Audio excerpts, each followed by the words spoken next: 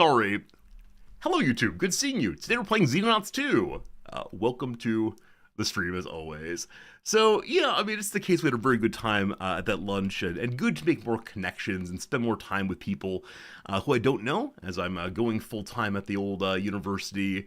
This guy very generously wrote me a letter of recommendation that I used in my application, such as it is, and yeah, we'll see how all that goes as I get the official offer pretty soon, I'm guessing. So, exciting times. Other than that, Wednesday, a day of lots of research, a lot of sitting in the library. Yeah, I mean, good stuff. Nothing much to share, nothing terribly interesting. A couple of good classes, but one of them was a little challenging as the students insisted that they shouldn't care about other people's suffering, and that's hard for me as always, but we got through it as you do, and working on inspiring the youth is taking a little bit more trouble, more time than previously, but I don't want to go down that path right now, so I got very little else to share with you other than, hey, it's Friday, and Nams and I are looking forward to the weekend, looking forward to movie night tonight maybe, or date night maybe. We haven't gone out for dinner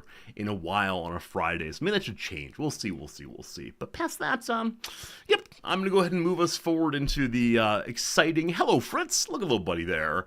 Look at little buddy looking ridiculous.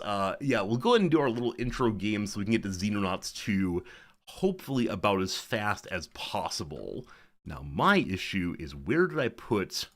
Aha, there we go. I found my lovely my lovely games page. Number one, friend, what is the word of the day? It's zany. It's zany right there. People or things that are very strange or silly.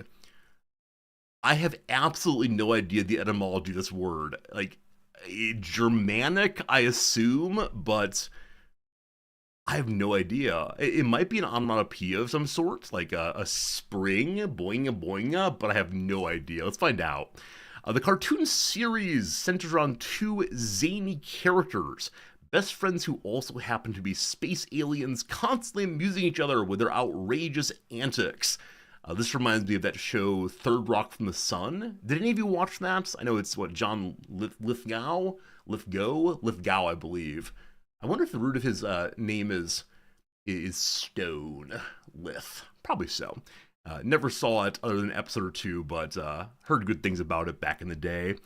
Did you know the oddballs among us are likely familiar with zany as an adjective, meaning eccentric? But did you know the word originates as a noun, one that has withstood the test of time? It's Italian? Zanies have been theatrical buffoons since the heyday of the Italian commedia dell'arte, sure, in which a zany was a stock servant character, often an intelligent and proud valet, with abundant common sense and a love of practical jokes. The word comes from a dialect nickname for Giovanni, the Italian form of John. This is amazing. This is absolutely amazing. The character quickly spread throughout European theater circles, inspired such familiar characters as Perrault and Harlequin. And by the late 1500s, an anglicized version of the noun zany was introduced to English. The adjective appeared within decades, and eventually both adopted more general meanings to refer to or describe those of us who are quipsters and weirdos. Zany, coming from Zani, from Giovanni. I had no idea. I'm guessing you didn't either. Now we know. We're going to go impress our friends with it. Here is a quiz for you. Unscramble these letters to reveal another commedia dell'arte stock character that is usually a skinny old dotard, I believe, who wears spectacles, slippers, and a tight-fitting combination of trousers and stockings. Ooh, I don't think I know this one. No, it's not poltroon. We need a nope, not gonna work. What is it? Pantaloon. I didn't realize the name Pantaloon is used of a character. I know what pantaloons are. That's great. Nooster, well done on that one. Jim got it also. Pantaloon. Huh. I had genuinely no idea on that one. So I don't know enough about this form of theater, comedy art. But I guess it often uses characters in the same way that the pantomime does, I suppose. So, hey, goated hog, welcome in. We'll be playing our game pretty soon, I promise. But for right now, we're having a little intro time in which we learn things. Okay, so a doctor, a captain, the harlequin, the pantaloon, a scapin, maybe, Lilio, Polichinelle, Covelio, Columbine, Isabella Pagliacci, and then the unnamed character. Fascinating. Fascinating. I had no idea. Take my time, love to learn. I'm glad you find the channel then. Learning is what we do best here. It's the only thing about which I truly care. And my wife. And my cat. And all of you. And humanity generally. Never mind. Absolutely fascinating. I know tiniest little bits about this from an art history class I took years and years and years ago. And yeah, an art history class is the first time that anyone ever referred to my writing as hackneyed.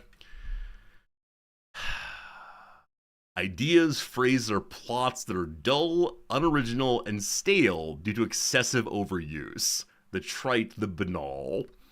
I don't recall the point I had made, but a poor little, like, freshman, sophomore resorty just trying to get his ideas out there. This is hackneyed. We laugh so we don't cry. All right, very good. We've learned the word pantaloon today as a noun, or a person rather, and we talked about the origin of the word zany. Fun, fun, fun. Time, friends, for a little bit of trivia. Let's see how this goes. You're welcome to guess along in chat. I wish you nothing but luck. From the social sciences, some darn fine coffee comes from around Blue Mountain Peak, the highest point in what nation? Blue Mountain Peak. So, I mean, coffee comes from various African places and South American places, and beyond that, I have no idea. Yeah, genuinely no idea. I'm probably going to throw this in the direction of something African. Ethiopia comes to mind as being a place where a lot of coffee comes from. Rwanda, there unfortunately are a lot of blends that I know nothing about. So, I'm trying to think, like, are there any mountains I know of that are called Azul in South America? But unfortunately, I don't. So we're going to go with our good friends in Kenya. Kenya. I had some Kenyan coffee the other day, and Nam's made a joke about Kenyan being a college in Ohio also. In 1692, an earthquake wrecked most of the pirate city of Port Royal in what's now what Caribbean country? Is it Jamaica? Is this Jamaica? Hey, there we go. It's Jamaica. Jim knew it immediately. You've been there. It is Jamaica. Very cool. Let's go and check out the, what's it called? Right, the Blue Mountain. Blue Mountain of Jamaica. Well, goodness. Well, goodness. That is lovely through and through. You can go swimming if you want to. Yeah, these greens always get to me, and I do wonder if the greens have been altered in some way by the camera or the photoshopping, but that's really, really attractive. The professor with whom I was speaking yesterday has a house up in the mountains of Japan, about 2 hours north of Tokyo, and he showed me pictures.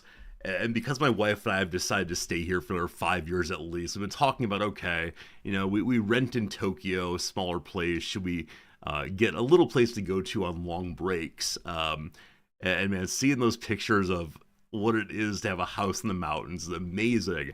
Especially because many of you know the places that are outside of Tokyo that are more rural are so unbelievably cheap right now because no one wants to live there. So they can be used for vacation purposes. At least adds to some revitalization of the area.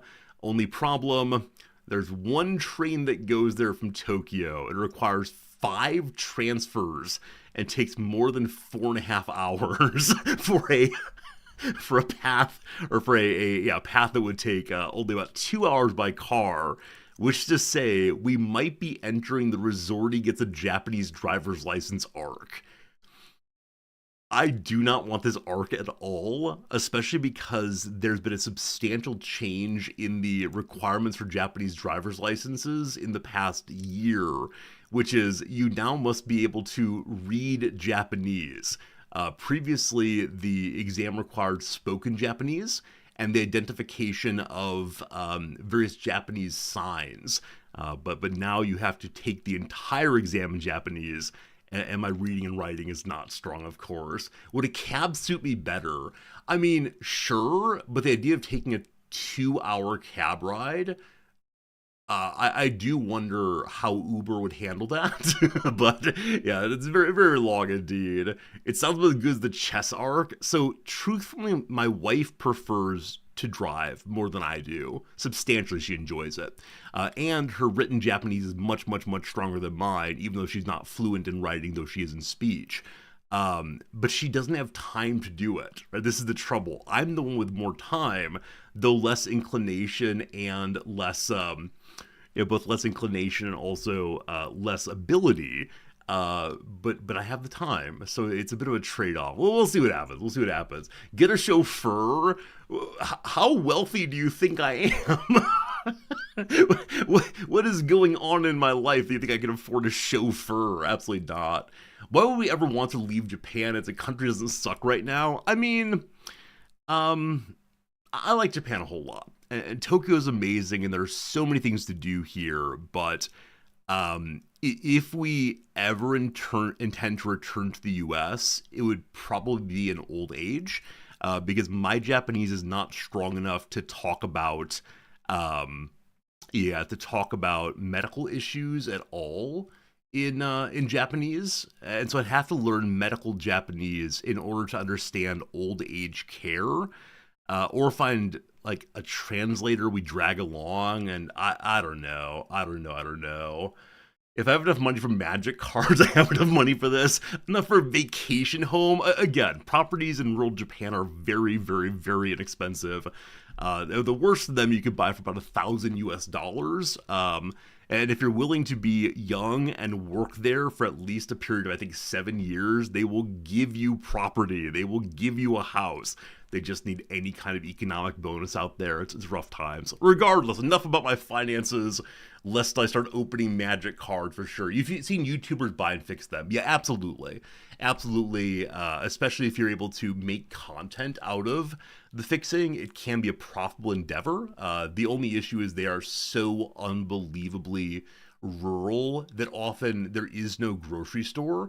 The groceries will come by bus once a week or so, and you go to some parking lot and go inside of the bus. Actually, can I find one of these? Let's see. Japanese grocery store bus. Yes, indeed. Yes, indeed. Well, they're bigger than these usually. It's similar enough to these that are from Denmark, I guess, which is not Japan, but yeah. So you go through the bus often, where they have the freezers, and they'll set things out in front. And this is fine. This is good. This is a great way to serve people who are unable to spend enough to maintain a full-time grocery store. But it is a loss of a kind of convenience that I think many people from the US are used to.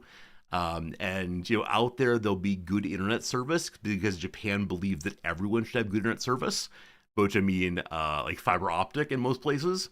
But you won't have access to the kinds of things that people enjoy going out and doing. You can hike. I guess like if you have an internet and hiking life, you'll be fine. Past that, a little less so. All right, enough about that. Let's go ahead and do question number 2, consumer stuff. Cathode ray tubes used in CRT TVs and X-rays are composed of glass made from what element? I have no idea. I know in the video games I play, you can often put lead into glass, but I assume that lead would like block off the X-ray or something, or like a lead vest, right? So probably not that. I have no idea. Genuinely no idea. We're going with something. Lead came to mind first. This is obviously wrong, but it's as good a guess as any other. Right. Number 2.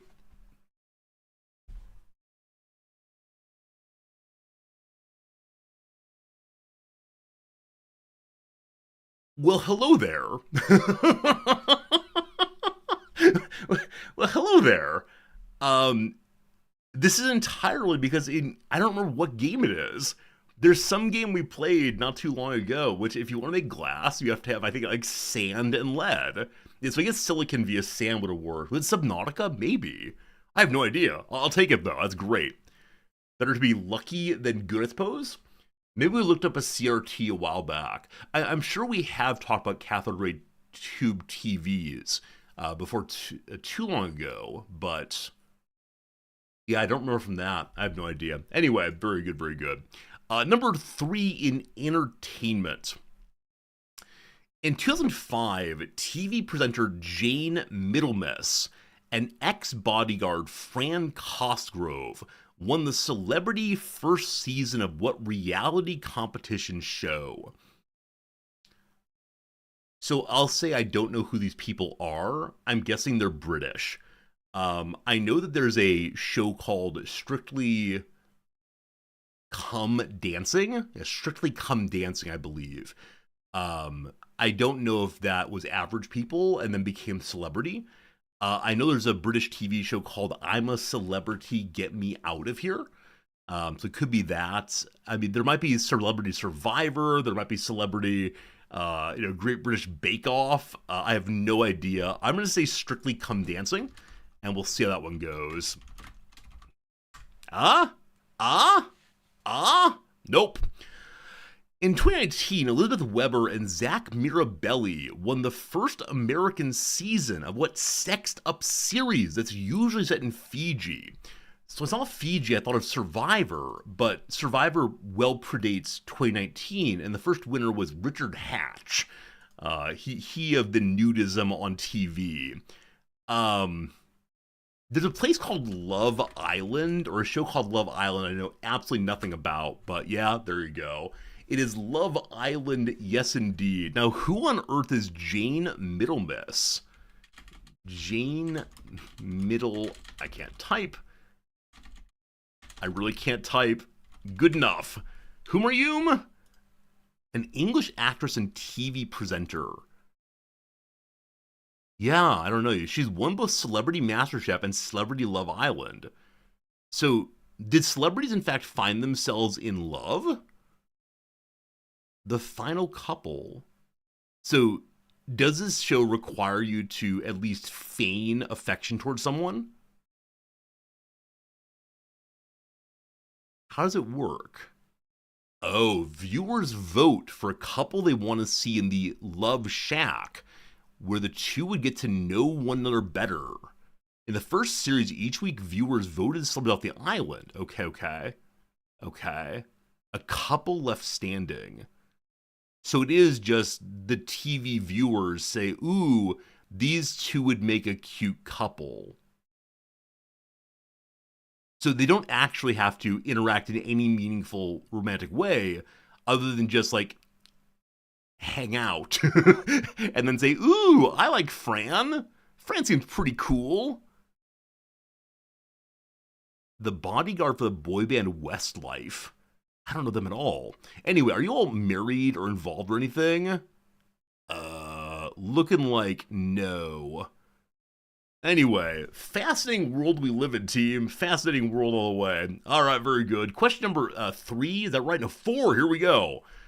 Arts and Cultures. The last of Ralph Vaughan Williams' 4 concertos was for what instrument that doesn't usually get much love? Friends, welcome to my world. This one is right over the plate for me.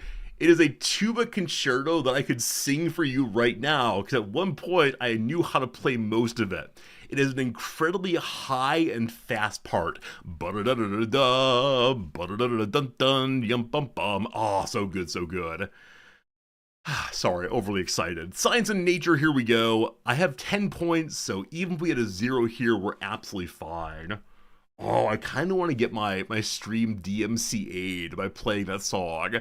It's really, really good.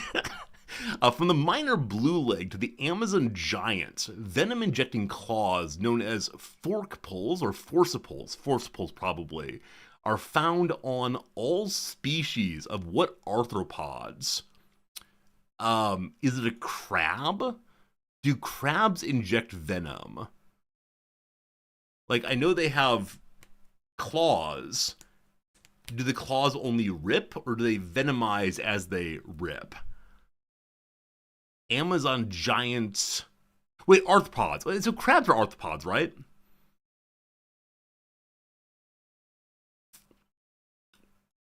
Maybe? Nope. One of the first games to use a trackball. Hey, Sai, thanks for that subscription. I'm glad you're enjoying hanging out with us today. I will definitely get you into the Xenonauts game before too long. The Xenonauts game is coming. You'll be one of our first characters. I can't wait for that.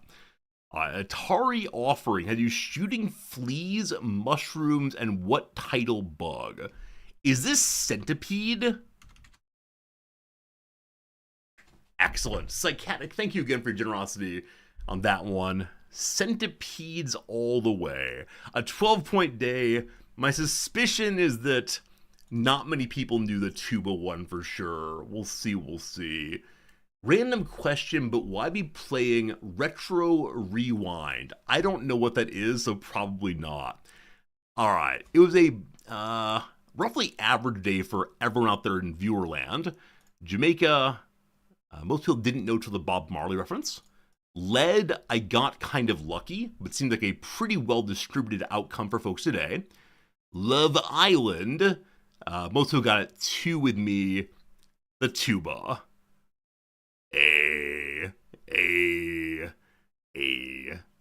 I've seen someone play an Ophiclyde. It's a very strange instrument. Anyway, very good, very good, very good. And then centipedes, most people got in 2 also. Actually, 3. 3 there. Very good, very good. What a fine time through and through. Retro Rewind is a trading card game shop sim, but with video rental store instead. Oh, there are a number of these games. Yeah, and one of our mods, Fernanthus, refers to them as, what, Unity Slop every time we discuss one? Is that right? I think that's this kind of game. Let's find out together real quick. Hello, Xenonauts. I really enjoyed the trading card game, though I realized that many of you found it basically the same actions over and over for hours on time, so why would I bother watching it at all? Yeah, so this does seem very, very similar to the trading card game, though it is based on video games and TV and so on. This is meant to remind me of my childhood, isn't it? Oh, there's a black market out back. Oh, very interesting. Yeah, it's allegedly similar to Cities Skylines and trading card game shop. I see. There's also Roadside Research. What kind of game is this? 1 to 4 player co-op gas station simulator. Right. It's a gas station simulator with aliens. Anyway, I probably will not be playing that one, but I thank you for the fine inquiry, the fine curiosity, and, maybe someday, team, it's time for you to play a game. We're going to go and play a little game called the Redactyl. For this one, put any word you want to into the chat room. I will type the word into the screen. We'll together discover what word has been redacted here. A word of 10 letters is something that is used to something. Good luck, everybody. Is it a balloon, possibly? 1 balloon. How about the word system? 5 systems. Well done. How about the word modern, maybe? There are 4 moderns. First. There are 14 firsts. How about British? 5 Britishers. Noun, maybe. No nouns.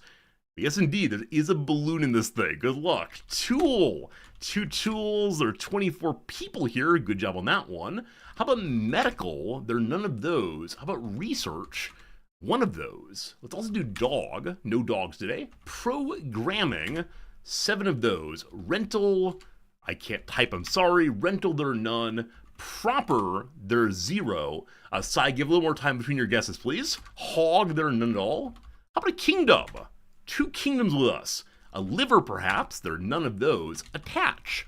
1 of those. I will also point out, team, to help a little bit, that in the 3rd paragraph, there are some italicized words here, which are to be blank for blank the. I have no idea what this means, but I hope it helps you a little bit in noticing what might go in. All right, software. One software also. How about an instrument maybe? None of those. Plastic, we have none. America, we have 2. Is it an ancient thing? There's one of those. A peasant thing? There's none of those. How about the word America? We did a bit ago, namely 1 second ago. I missed it. no memory during this game. Battle, there are 3. Distill, we have none. Is it a legislation? None of those. Rotate, no rotation among us. Is it in Latin? There are 3 Latins. As far as economics go, there are none of those. Is involving using things? It is not. The letter C, there are 3 letters C. Super interesting. How about making things? There are 16 of those. We were really on a roll for a bit there, and then somewhat less so. Verbs, there are no verbs. All right. What are we doing? What are we doing, team? Is it a sacred thing? It is not sacred. It is nothing sacred anymore. Does it involve the government? There are 18 governments somewhere. Evaporate. None of those. Is it a found thing? There are 9 founds. That's our first word in paragraph 1. Something can be found in a. Hard to say past that. Is it a summoning, maybe? No dark rituals here. A letter, perhaps. There's one of those. A word. There are 6 words word.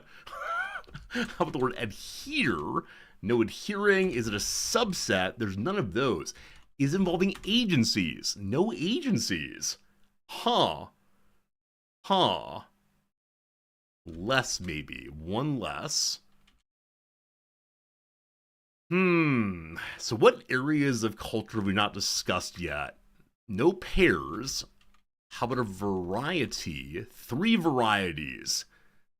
Blank can be found in a blank variety of blank blank. I'll do wide.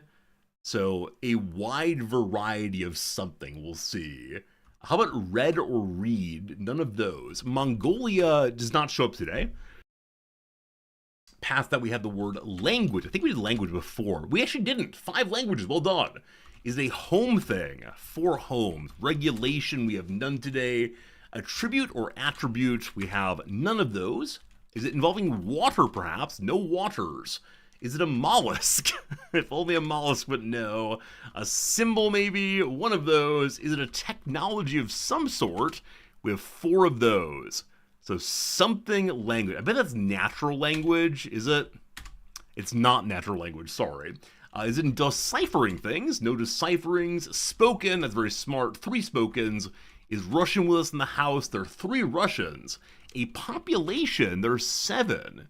How about the word dialect? We have 1 of those. Camouflage. None of those. Oh, I skipped music. Thanks for noticing that. 1 music, good. Range, there are 2. Huh. We didn't get it today. How about science, maybe? Scientific, there's 1. Science proper, there are 4. Does it involve an etymology? Okay, so the etymology of the word is on the first page here.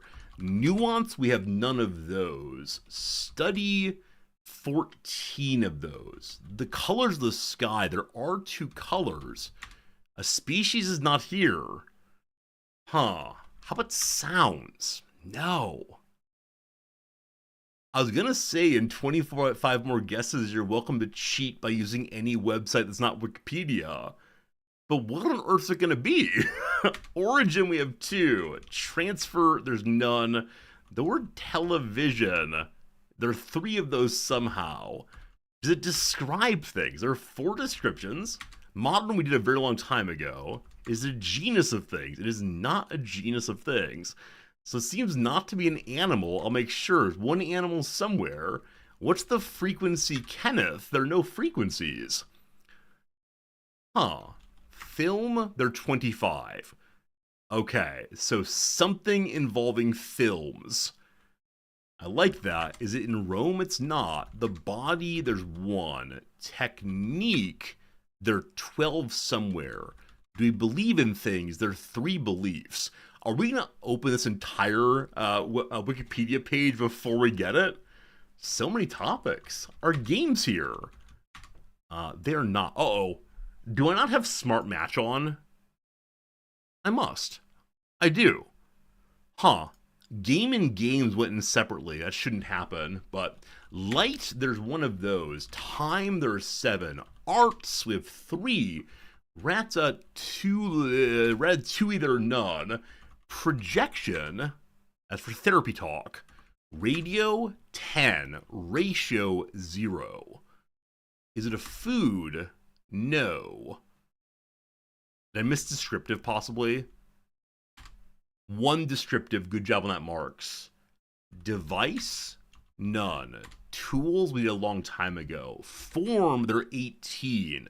It's coming together. How about filmography? I like that very much. None of those. Script, possibly. None of those. Perspective, 2 of those. Book, 10. How about the law? 5. Speaking of the law, did you see the Afro Man trial? It is something else. When your defendant shows up wearing a suit made all out of American flags, you got some problems. Chemical, there are none of those. How about the word phone? There are none of those. The theory, there are 14 somewhere. Shows, there are 8 shows. Something involving radio shows. We'll see. War, there are 46. Lemon pound cake indeed. What an amazing, amazing story. So amazing. 4 invented. Influence, we have 11. Men, 12. Wise, none. Writing, I have a guess. I'm putting my guess in. 7 writing. Is it propaganda? A number of you got it. Okay, I'm sorry. I should not have stolen it there. I'm a thief because I see things before you do. I know. 4 of you got it simultaneously. Well done on propaganda. The word influence helped immensely there. Robbed, rude, it's true. Animal Kingdom. So yesterday's topic we skipped is in Animal Kingdom. Propaganda is communication primarily used to influence or persuade an audience to further an agenda, which may not be objective and may be selectively presenting facts to encourage a particular sense or perception, or using loaded language to produce an emotional rather than rational response to information being presented. Propaganda can be found in a wide variety of different contexts. I suspect if I asked my students today to name something that is not propaganda, they would not be able to answer the question. They're pretty well convinced that every single thing that they see, hear, engage with is always directed to some purpose that is not fair or right or good or otherwise. And I think part of it is they believe that expressing a view from a perspective is always immediately propaganda. And I think that's very, very dangerous, of course. Algorithm propaganda, it suggests that equality's a thing, man. But how can A equal A? One's on the left-hand side and one's on the right-hand side. Boom, got 'em. Yeah, so I think the conflation of from a perspective with is necessarily false and try to trick me is a bit of a danger. Yeah, I think they want only like the God's eye perspective, right? Stepping out of the affairs of humans, stepping outside of the affairs of the everyday to give the truth on everything. Only a God can save us, as a Nazi once told us. All right, enough about that, friends. It's time for one more game before we play our little. What's it called again? Our little Xenonauts 2. Xenonauts 2 will be very, very good. Very good indeed. We have here a giant pile of submissions that you all made in the past weeks and months and almost a year now. I guess only months.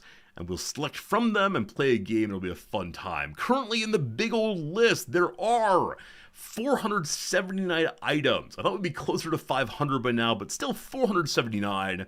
Let's go into a random drawing. A random drawing here is Clue, you're on your own. So I know of this.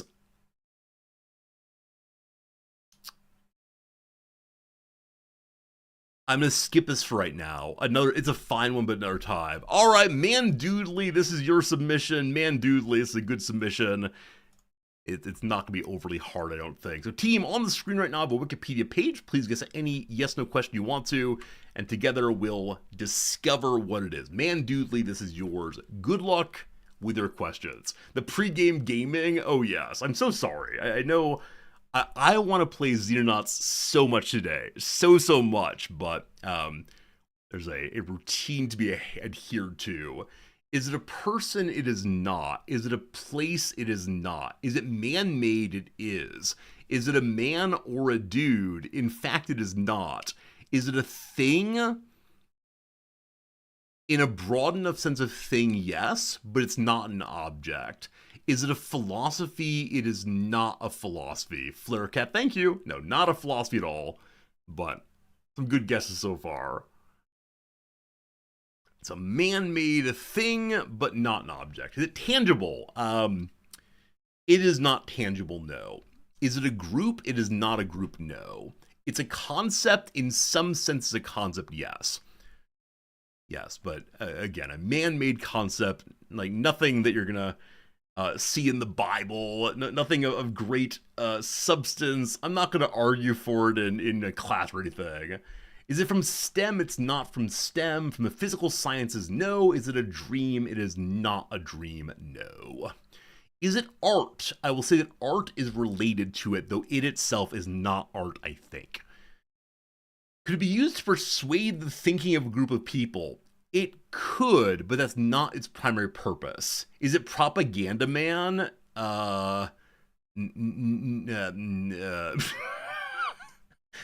My students say it's propaganda, and there's probably an argument for it being used as such, yes.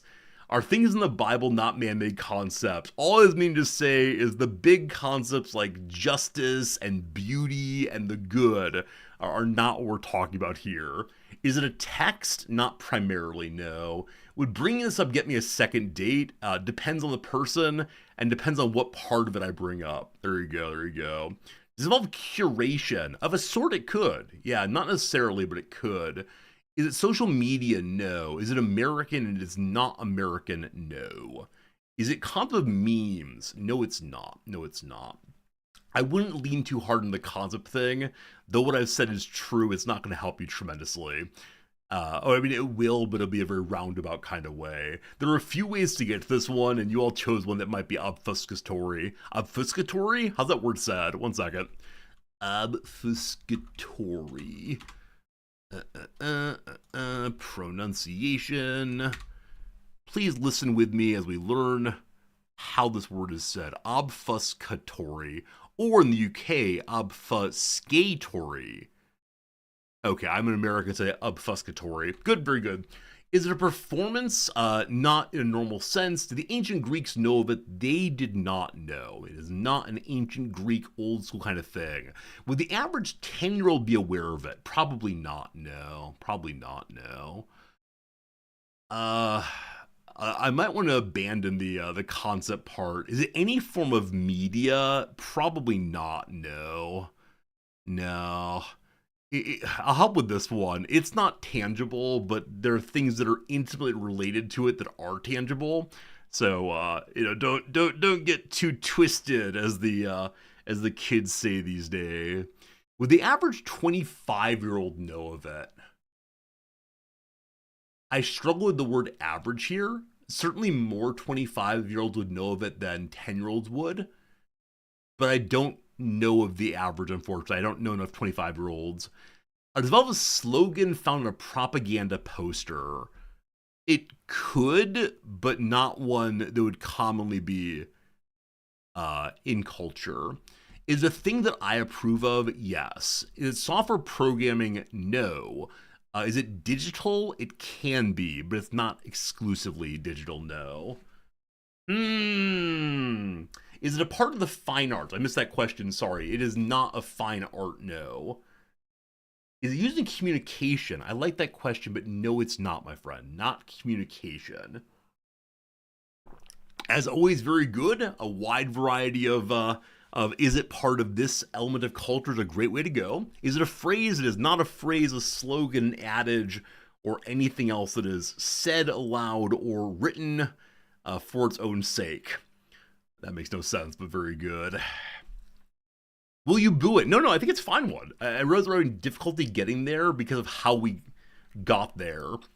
Sorry, got here rather. Yeah, we may need to call for a full reset. We'll see. Is it musical? It is not musical. Let's see what clue our fair submitter left for us. None. I have a clue ready to go that will push you pretty hard. Is it taught formally in college? No. Is it the 285th rule of acquisition? It has no such relation to the Ferengi? No. I'll say this. Some of you are really into this. There you go. That's one hint to get us started on the path to good and rightness. Would my life be significantly impacted if it suddenly ceased to exist? No. My life would be roughly what it has been so far. Is it magic? It is not magic, no. Some of you are really into it. I am not deeply into it. I'm aware of it. I know things about it, but I myself not deeply into it. Is it teasing? It is not teasing, no. Would a Paradox strategy game player know about it? Almost certainly. I would say there's profound overlap between the people who play Paradox games and those who know of this. Is it Animu? No. Is it lurking? It is not lurking, no. No. Yeah, I appreciate like Paradox and anime players, pretty funny. Or Paradox players, anime games funny, but no, not anime. Is it graffiti? It is not graffiti, no. I like the Paradox gamer question. That's a pretty smart one to narrow down relevant information. Is it important to local culture? No. Is it maps? No. Is it hip hop? No. Is it game theory? No. Is it an IP? It is an IPS. Is it CK3? It is not CK3. That would be hilarious though. If you say, hey, do players of Paradox games know of this thing? I say, yes, it's a Paradox game. Is it Warhammer 40,000? Marks, well done. Well done getting there.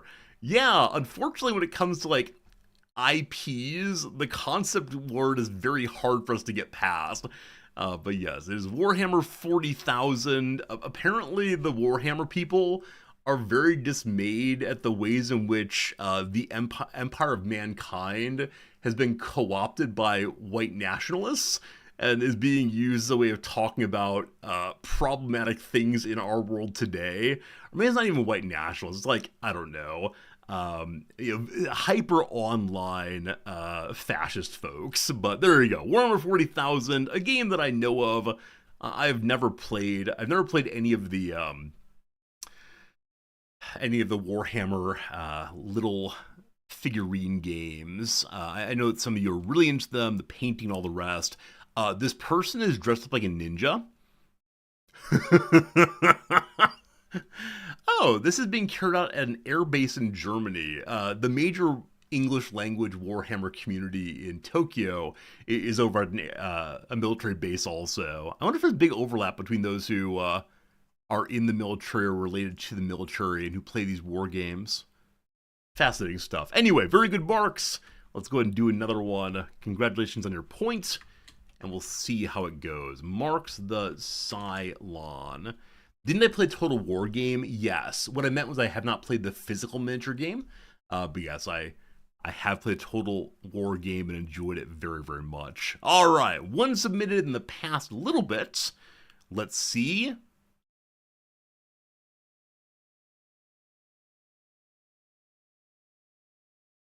I'm sorry, what?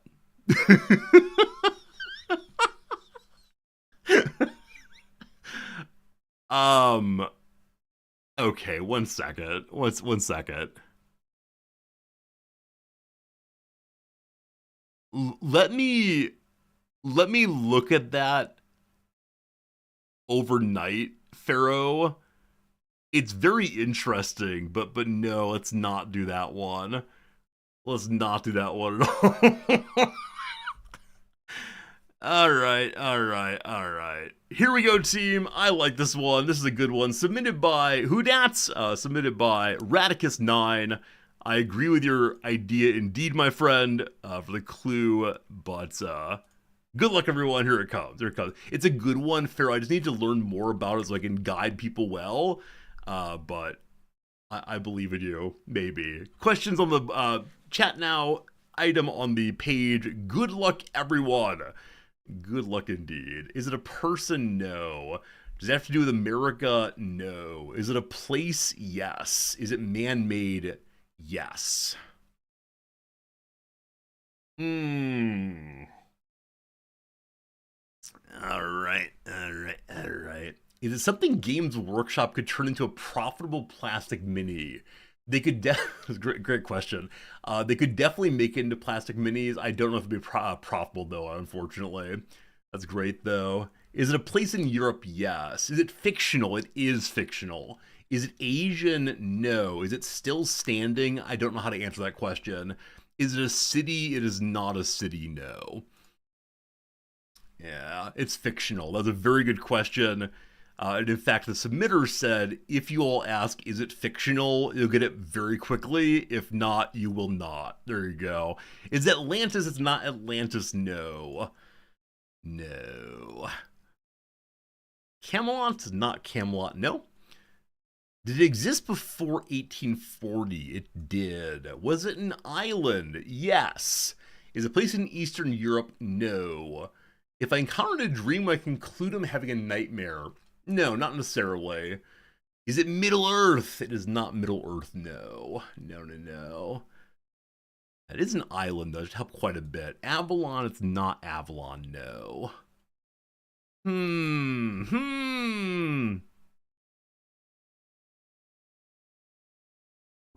I might need to correct myself slightly. Do I? No, I do not. Is a doctor involved? I can't remember. Give me a second. Yes. Yes, a doctor's involved. I thought so. A doctor is involved, yes. Is it a myth? No. Is it populated exclusively by humans? No. Is the island was destroyed by the wrath of a sea god? No. Yeah, that's what I'm gonna go back on Black Point. So I misunderstood. Well, I'm gonna clarify so we don't get lost. When I said, is it Europe? I was answering a question about the fictional piece. Like, is the fictional piece European? Not about the location of the island. I hope it helps a little bit. Gilligan's Island, no. Is the island the Cyclops on it in the Odyssey? No, it's not. No, it's not. Is it in Doctor Who? It is not in Doctor Who, no. Is it High Brazil? It is not High Brazil, no. Nor do I know what that is. It's amazing. What is High Brazil? I'm gonna look this one up while you're asking other questions. The island of Sodor, no. High Brazil, a phantom island said to lie in the Atlantic Ocean west of Ireland.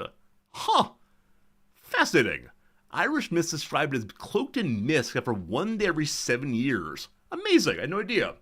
The island of Sodor, no. Is it from a TV show? It is not from a TV show, no. Not a TV show. We'll help a little bit and say it is before TV. Is the island actually the back of a giant turtle? That'd be amazing, but it's not.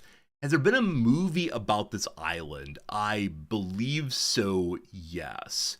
Craggy Island, no. Craggy Island, no.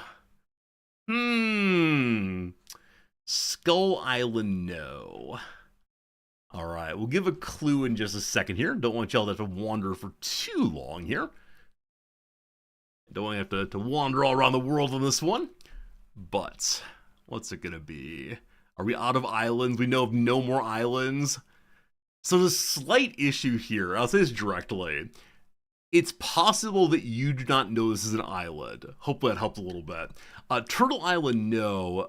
Isla Nublar, no. Is it from a book? It's from a book, yes. Is it associated with a particular country? In some sense, yes. Dr. Moreau, no. Dr. Moreau, no. Is it Utopia? It's not Utopia. That said, Utopia is an island. Well done on that one. And Thomas More says that Utopia is an island that's impossible to navigate unless you're unless you're from there.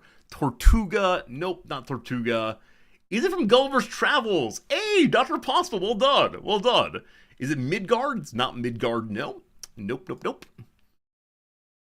The clue is you're thinking too big. You're thinking too big is the clue that was generously given to us by Radix, I believe. Oh, what do you know? What do you know? Is it Lilliput? Well done indeed. Lilliput Blefsky.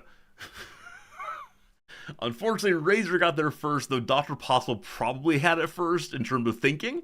But there you go. Two fictional islands appear in the 1726 satirical prose novel Gulliver's Travels by Jonathan Swift. Both are inhabited by tiny people who are 1/12 the height of ordinary human beings. There you go. There you go indeed. Lilliput all the way. I vaguely remembered that Gulliver was a surgeon. So that the doctor question, Elsa, I'm not sure who you had in mind there, but yes, indeed, it is The Adventures of a Surgeon Around the World. All right, who got them actually first? So Razor XX04, or XX4 got it, though. I think it's the case. I think it's the case that Dr. Possible probably deserves a quarter point, but we don't do it that way. One more quick one, and then we'll call it good today. I don't want to do that. I don't want to do that. Don't want to do that? I think I want to do that. Yeah. No, it's too hard, unfortunately. That's cool, but no.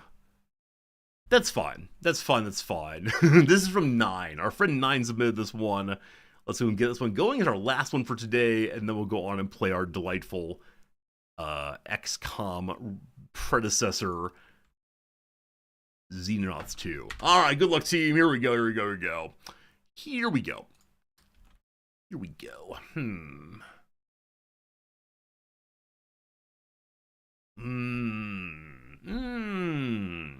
Is it man-made? Yes, it is man-made indeed. Is it a place? It is not a place, no. Nope, nope, nope. Not a place. Is man-made. Is it tangible? Yes. Would you turn it away on a cold winter's night? Would I turn anything away on a cold winter's night? Come in, all of you. Maybe the snow. Maybe the snow. Is it fictional? It is not fictional, no. Is it unique? It is unique, yes. Unique, non-fictional, yes, tangible. It exists for 1840. It did not exist for 1840, no. Is it bigger than a bread box? It is, yes. It is indeed. Is it tea time submission? It might be. Mark, have some nice tea. Has nice tea. I'm not gonna make you guys this path too long. We'll see. When Indiana Jones thinks it belongs in a museum, no. Can it be found in the museum? No. Is it a person? It is a person. It is man-made in the way that you hate. But yes, indeed, it is a person. Very good, very good, very good. Got a person going here. Sorry, you will ask the questions, I give the answers. What fun, what fun. All right, all right.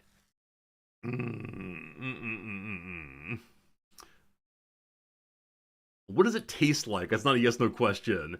Were they born before 1945? They were born before 1945, yes. Were they in the physical sciences? They were not in the physical sciences, no.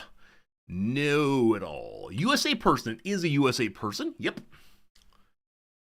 Yes, indeed. Are they alive today? They're not alive today. No, not alive today. Have I seen this person in a museum? I mean, not the person themselves, but references to them or descriptions of them, that kind of thing. Yes, I have. Is it a male? It is. The comment the submitter includes is, I'm sorry, this is an American male. Love it. Let's see here. Are they known for literary work? No. Do they work in the sciences? No. Were they an entertainer? Yes. Did they rock a beard? They did not. Were they a politician? They were not. No. Nope, nope. Entertainer, though, is the correct way to go on this one for sure. For sure. Is it Elvis? It is not Elvis. That'd be a great question, though. I don't think we've ever done Elvis, actually. We've done hundreds of these, but Elvis has never been one before. Is Elvis the only entertainer we know who was born before 45? Are they a smoker? That's a great question. I do not know. I could imagine yes. I'm going to say probably a smoker, yeah. Is it Charlie Chaplin? No. Like, no, but don't be too weird. Please ask sensible questions. Is it Frank Sinatra? It's not. Are they Hawaiian? Stinger, good seeing you. They're not Hawaiian, no. No. Were they a singer? They were a singer, yes. Singer, yes, indeed. Yes, indeed. All right. Did he play the piano? I assume so. I'll say that's not the primary focus, but I assume they did play the piano, yes. Was their work mostly during the 1900s? Yes. Frank Sinatra, no. Liberace, no. Jerry Lewis, no. No, I'm not going to lead you astray. I'm not going to take someone who's like a master pianist and say, maybe they play the piano. I'm not saying that at all. This person is not known for playing the piano, but I'm ready to be convinced they do play the piano. Jerry Lewis, no. Are they from a coast? I think the answer is no. Yeah. The answer is yes, they're from a coast. Did they do country music? No. Did they dance? They not primarily, no. Were they gay? I don't know. I truly do not know. Let me scroll through it and see if I can find out while you ask other questions. All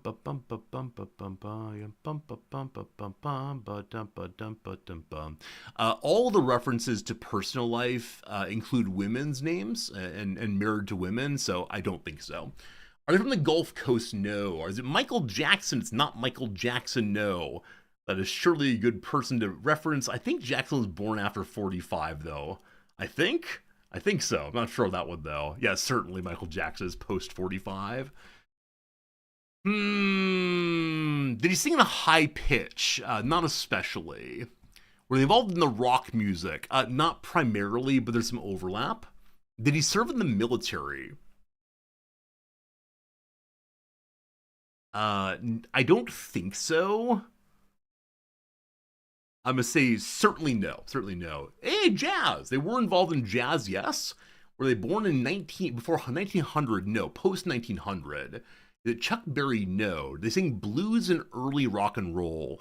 It's in that kind of overlap, yes, but jazz is primary. Was he black? He was black. Usually when you all ask American male, white is the next question. No one asks white. He is indeed black, or was indeed black, or whatever the correct word is here. Is Louis Armstrong? It's not Louis Armstrong. Nope. Muddy Waters? No. No. Fats Domino? No. Who else is there? Dig deep. Is it Cab Calloway? Well done indeed, unnamed comment. It's Cab Calloway, an American jazz singer, songwriter, and band leader. Popular vocalist of the swing era. Master of energetic scat singing. You will know this person for Minnie the Moocher. I mentioned down here, Minnie the Moocher, most famous song, Hoddy Hoddy Hoddy Ho. That one, absolutely. Good job, team. Unnamed comment got there first, but many of you knew it also. Well done. The time for opening video games, or opening a chit-chat time is ended. The time for Xenonauts is upon us. Let me go ahead and give a point real quick to unnamed comments. Glad to have done a person today. I think we did a person, a concept, and a thing. I try to spread it out as best I can. So, yes, there we go. All right. I'm pretty excited. This is the moment for which I've been waiting for genuinely years. I recognize just now that I actually have not loaded the game. So give me. It is up. It's already downloaded. It'll just take a moment for me to get it loaded for the first time and hope that it doesn't crash the old computer and so on. But as it's the official 1.0 release, it should be here in a second. Let's see. There we go. No problems at all. All right, here we go, team. You've looked forward to it. I've looked forward to it. We're going to do a little game called Xenonauts 2, which is probably a little too loud right now. Let me turn it down a little bit. Oh boy. Exciting music time. Welcome to Xenonauts 2. We hope you enjoy playing. The game's in active development. You may encounter bugs, etc. Allow us to do some automatic data collection. I usually say no, but I'll allow it for you all, team. Alright, a brand new game is coming for us. You know what I'm going to do? I'm going to go ahead and run the ad break now so we get an hour of uninterrupted gameplay. I'll also mention, team, I do have a key for this game. I think I'm going to give it out tomorrow, probably. But yes, key for the game giveaway tomorrow. It should be a good time. For now, though, AFK. 3 minutes back then with Xenonauts 2. I'm excited. I hope you are also. See you in a moment. Thank you.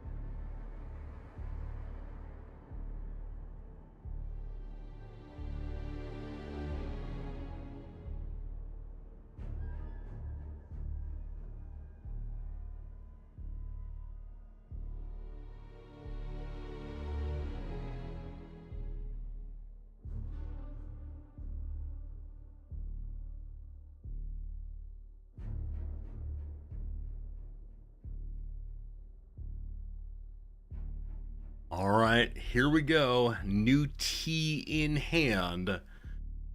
Oh man, this game is gonna give us so many laughs and smiles and excitement and all the rest, and you get to be here for it, and I get to be here for it, and it all feels real good. So, let me see if there's a setting to allow the music to play in the background. The most important setting for me. There it is. There it is. Very good. Hopefully the game volume gets a little bit more consistent. It's getting kind of loud, kind of quiet, but we'll fix that after a while. Are there any subtitles available? Subtitles are good for you all often, but no. All right, looks good. Looks good. It is time for a new game. What shall we call our campaign? What difficulty do we choose? How much money? All the rest. Do I need the tutorial in this game? I don't think I do. But campaign named a sort game, that's all. Alright, so we're gonna call ourselves like Resorties, Riders, Rustic, oh boy, Resorties, Xenonaut 2 playthrough. Very good. Okay. We're going Iron Man mode. As we do, fools we are. I'm saying I don't need to tutorial this one, I think. In this first playthrough, so I've played when early access first came out, I played on that game, that release. I haven't played it since then. It's been a while. Do full difficulty, see how long I survive. Yeah, I'm not someone who plays on what's it called? Long war in XCOM, so probably not for me. I'm seeing if we get more items. I'll do the introduction. I don't remember exactly what happens in it, so we'll do the tutorial fine. Here are some things. Soldier difficulty is a challenge experience that should not feel unfair. Veteran is unforgiving for experienced players. Not advisable to play a lot of Xenonauts 1. I did not, so let's do Soldier. Fine, here we go. Good luck, team.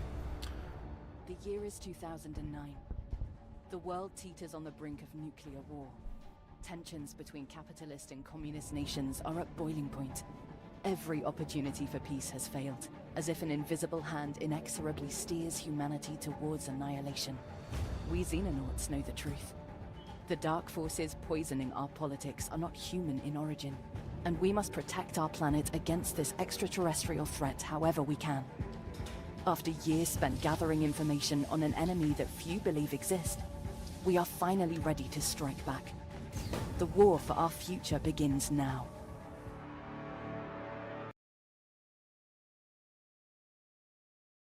Was the speaking volume better by the end there? I don't want to have it too quiet or too loud. Got it just right if we can, but yeah, speaking parts often need to be pumped up where the music in the background gets a little louder for me. Sounded perfect. You sound perfect, man. I don't recall if there be any more stories. They're not. All right, here I come. I return. Very good. Ta-da. All right, excellent. Welcome to Xenonauts 2. In Xenonauts 2. How can I say the word wrong? Xenonauts 2. You control a secret organization attempting to protect the world from alien invasion. The short tutorial will explain the basic controls and events leading up to the start of the campaign. Campaign indeed. To tooltips number 1. We can see nested tooltips allow players to access information where desired. Just go ahead and hover over. You then lock them with middle mouse, and you do it again after that. Whoops. Lock. Proceed. I've mastered tooltips. That's great. The chief scientist with absolutely lovely hair says, "My work on the radar array is now complete. Theoretically, Atlas Base should now be capable of tracking any alien UFOs within our radar range." The operations director, who I'm partially blocking, says, "Thank God. It wasn't easy to borrow all the things you wanted. What happens now? We wait. An alien craft should pass in the next few days. At that point, the general takes over. Assuming a return from his expedition, here I am. Don't worry, he'll be back in a few days. Till then, the commander is perfectly capable of filling in. Oh, am I the commander, not the general? I see. Okay, so our home is in Africa. I didn't know if you could pick your own starting place, but Africa this time. A radar range. The blue circle around the base indicates the radar range of that facility. UFOs flying into the area are detected and can then be attacked using the interceptor aircrafts. Here's the game speed. Flow of time of the geoscape is affected. Time passing is slow as speed. Nothing's happening. Speed up to the fastest speed instead. Days pass. You'll notice in the bottom middle right now, the game does say Doomsday at 31% and growing. We can see there's news coming in of forest fires and power grids failing. Two anomalies on the map signify hostile actions raised local panic. They're not interactive, but may indicate the presence of a possibly hidden problem in the region. At the start of the game, they're usually generated by UFOs as they fly around the map. That's beyond our radar range, unfortunately. More things happen. UFO 1 detected. It's a small, high, fast-moving craft. Shooting it down prevented from causing panic may spawn a UFO crash site where you can get valuable alien technology. Send the interceptors! Angel 1 and Angel 2. I expect we're allowed to rename these at some point. Maybe not yet, though. And so they have auto cannons and missiles and all the rest. Here they go. Both took no damage. Yet, it is time for combat. Oh!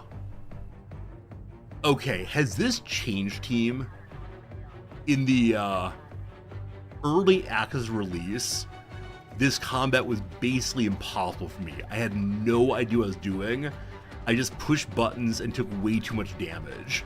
And so I think I auto-resolved every single one of these after a while. We'll see how it goes. We're entering engagement range of the extraterrestrial craft commander. Putting it up on the big screen! How do we think it's gonna play out? Scientist says unknown. Mr. Tuvok's unsure of his logic. We have no data on the capabilities of the alien craft or what weaponry they may carry. I suppose there's only one way to find out. Let's start by attacking with missiles. This is air combat where Xenonaut interceptor aircraft attempt to shoot down alien UFOs. A maximum of 3 combatants can be present on each side. 2 Xenon aircrafts are participating in the battle. You can select an aircraft by clicking on them directly or click on their information panel on the side. Click on Angel 2, called Gamble, or maybe being flown by Gamble. Alright, we're currently in deployment phase before combat begins. During phase, you can freely reposition. Okay, so it's become... I don't recall this from the initial early access. I think this might be more like Warhammer. I would be very happy. So, left click or right click a chosen spot to reposition aircraft 2. I am left clicking.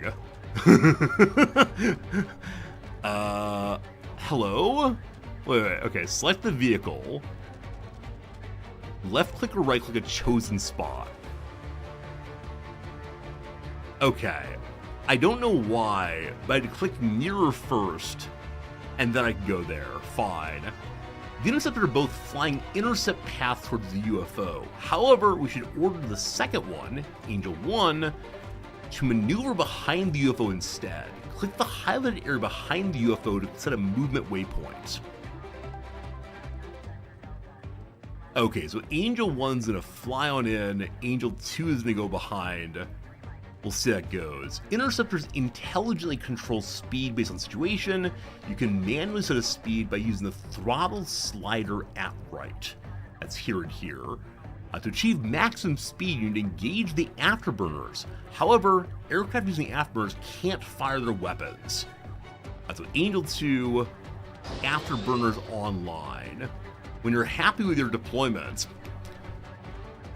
begin the battle. Let's go normal timing. Missile out! The missiles flew straight past. What happened? The scientist says they appear incapable of locking onto our UFO. It has no radar signature and emitting minimal heat. Better close the distance. We'll have to do this the old-fashioned way. The interceptor has entered the firing arc of an enemy weapon about to be attacked. All weapons except missiles display their fire arcs on the battlefield. To view the fire arc of a missile, you can hover over the weapon tile in the info panel on the right. Weapons can be disabled or enabled back and forth, etc. For example, stop shooting your missiles. Alright. How do we stop them? Click their tile in the aircraft information. There's no missiles left on number 1. They fired both missiles. So turn off missiles on number 2 for now. Also, I feel like Angel 2 should begin pivoting instead of just flying forward. So, Angel 2... Auto... Wait, are they on or off? I can't tell! So I'm going to redeploy Angel 2 to here. Okay, maybe with Afterburners running you can't stop that. Angel 1, may I have you... Okay, I can't do anything while the pop-up is here. Evasive roll! Enemy weapons will only cause damage if projectiles hit the interceptors. You can evade some simply by changing course, but others require the use of the evasive roll. It orders your aircraft to perform a barrel roll, allowing it to avoid incoming damage without changing orientation. However, units can't attack when doing the evasive roll. So roll left, roll right. I'm gonna roll away from the firing arc. Zoom! Good dodge. Okay, Angel 1 has been destroyed so quickly. One of the aircraft has reached 0 health, been forced to perform an emergency disengage. It's not been permanently destroyed. It'll require an overhaul before it can fly again. It will therefore take much longer to repair than an aircraft that finished the battle with health remaining. Do you set courses? So I do set courses and can do so, but right now in the tutorial I have to do what the game tells me to do. You'll notice that the scout here has 90 health and 4 armor left. The angels have only 20 health, so hopefully we can run away. Thankfully, your remaining interceptor managed to maneuver into an advantageous position. Click on the UFO to set a target for the interceptor. Finally, click on the afterburner turned off now. Oh, the missile's hit from behind. So we're gonna be able to do some damage before it pivots onto us. Barrel roll away, please. Nice job, Commander! Indeed. We must locate and recover the downed alien vessel as soon as possible. In the meantime, I'll see if I can learn from telemetry. I may be able to enhance survivability of interceptors, now get some basic data on the alien weapons. Hey, Grob, good seeing ya. Okay. I didn't actually see the interceptor, or the scout's health go down. I was so distracted by everything else, but apparently it did go down, thank goodness. The UFO has been shut down, press accept result button. The crashed UFO is likely to contain valuable alien technology and resources. Send forth a combat team. Alright, Skyhawk 1 gets to go. I can't rename anything yet. I promise I'll be renaming these things after you find subscribers, but I can't do so until the game's a little farther along. Maybe here. Here's how you launch the mission. The screen allows you to just change soldiers and equipment aboard the dropship. However, let's simply press launch dropship button. So I can't change anything here, unfortunately. We have 4 riflemen, 2 assaulters, 1 heavy, and 1 sniper. All mere recruits. Hold the launch, Commander! We're picking up a friendly signal! The General's back! Fortuitous timing. Alright, here comes the General. Time to have some Washington on our side. I'm not sure about that. There's a convoy of trucks heading our way. Those appear to be cleaner vehicles. It seems highly improbable the general would ever voluntarily join forces with them. Exactly. Commander, put your men on alert and deploy them to the entry tunnel. Something's definitely wrong here. So we're gonna fight against other humans? Yeah, seems like we're becoming rebels indeed. I had no choice in being a rebel, but I'm a rebel it seems. Who are the cleaners exactly? I'm guessing they're meant to like clean out alien nests or something. We'll see though. Hello. The camera in tactical combat controls in several ways. You can use WASD to move around or mouse the edge of screen. Camera rotates with Q or E, cool. You can also scroll in or out levels, cool as well. Each unit in tactical combat uses time units to perform actions. They're refreshed every turn and shared between all the types of actions, etc. If you spend all of your time units on movement, you can't fire the weapons. Number of time units is in the green bar at the below. They have 60 time units available, or I guess 1 minute. Welcome back to Atlas, General. How'd the meeting go? Can't help but notice you've made some new friends. The Xenonaut project has been terminated, Director. Lay down your weapons. There's no need for this to turn ugly. Earth is under attack, General. You know that. We're not going to surrender our planet without a fight. Director, you're making a mistake. There is no extraterrestrial threat. Open the blast doors and surrender, or your people are going to be killed. No extraterrestrial threats? What happened to you, General? Director, this isn't a discussion. I'm giving you 5 minutes to make your decision. You're outnumbered, there's nowhere to run. Think carefully at your choice. Over and out. If we surrender, what's the probability we turn up dead a week from now? Based on everything we know about the cleaners, approximately 100%. Yeah, that's what I figured too. Now seems like a good time to evacuate to the backup facility. The backup facility? I wasn't aware we had one. Nor was the general. Oh, operations director working for contingency plans through and through. Commander, we need your men to hold the tunnels while we got everyone aboard the chopper. Buy us as much time as you can, but don't get yourself killed. Now that the general's gone, we can't afford to lose you too. So we have no clear decision at this point. It's just we're going to do this. This is how we get to the storyline. Maybe it's a flashback. This is what the commander did to get us where we need to be. Movement. You can plan a movement path for a soldier by left-clicking anywhere on the battlefield. Boop. Takes 22 time units to get there. Is this good cover? I don't know. Click again. Go, go, go. Okay. A rotation. You can rotate a soldier without moving them by right-clicking anywhere on the battlefield. It costs 1 time unit for every 45-degree rotation. Rotate this soldier in the highlighted direction. We're turning to the west, we'll call it. Here's the blast door you'll see. So this is where enemies might come in at some point.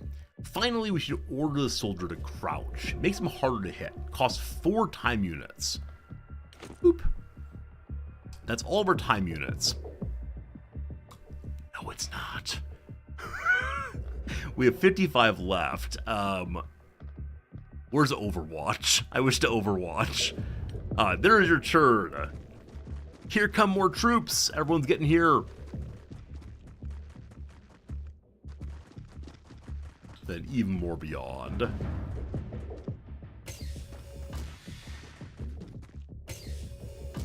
Alright, the cleaners are here. Hover your mouse over a highlighted enemy to bring up an attack cursor. The green number on the left indicates the time units of the shot. The white number on the right indicates % chance to hit. Click the enemy to order your soldier to attack. Friends, any guesses here? Will we hit them? 91%. Is it time to start making jokes about accuracy of numbers this game. AoE hits, 20 damage. You scored a hit and inflicted 20 damage. Weapons will inflict between 50 and 150% of their damage value with each hit, depending on the part of the body was hit. Your soldier has enough time units to attack again, so fire a second shot at the same unit. Boop. Wow. This time we did 40 damage. The weapon's able to do between, I guess, 20 and 50 damage. Nice. Nice. Well done, you killed an enemy. Your soldier has no time units left to do any attacks. Time for next soldier. Press space to mark the soldier inactive and go to the next one. Boop. Hover over the enemy here. Noah Adams here does also have a ballistic rifle. The squares between the shooter and the target represent the shot path. The path is green where the weapon's in range, becomes orange when the weapon's beyond maximum range. Weapons with lower hit chance, etc. Go ahead and click anyway. 36%! You fool! Unfortunately, the soldier did nothing. Here's the next soldier. This soldier is armed with a shotgun, much more effective at close range. Jane Williams, our shotgun tier. Move her on in.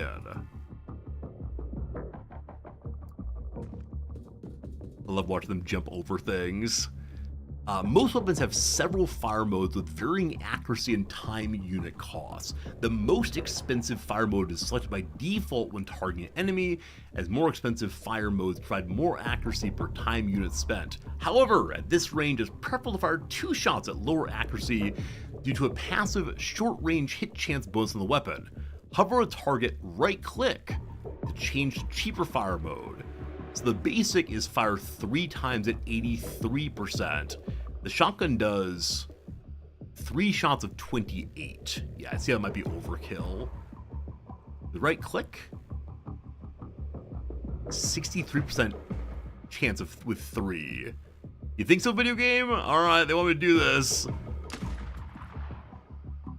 Although the shot had a high hit chance, your soldier still missed. Bad luck happens in the game, and part of the challenge is learning how best to mitigate it when it does occur. In this case, simply attack again. Hey, there we go. Thankfully, no more bad luck. Definitely a deterministic tutorial, but that's fine. Who's next? Our sniper is next.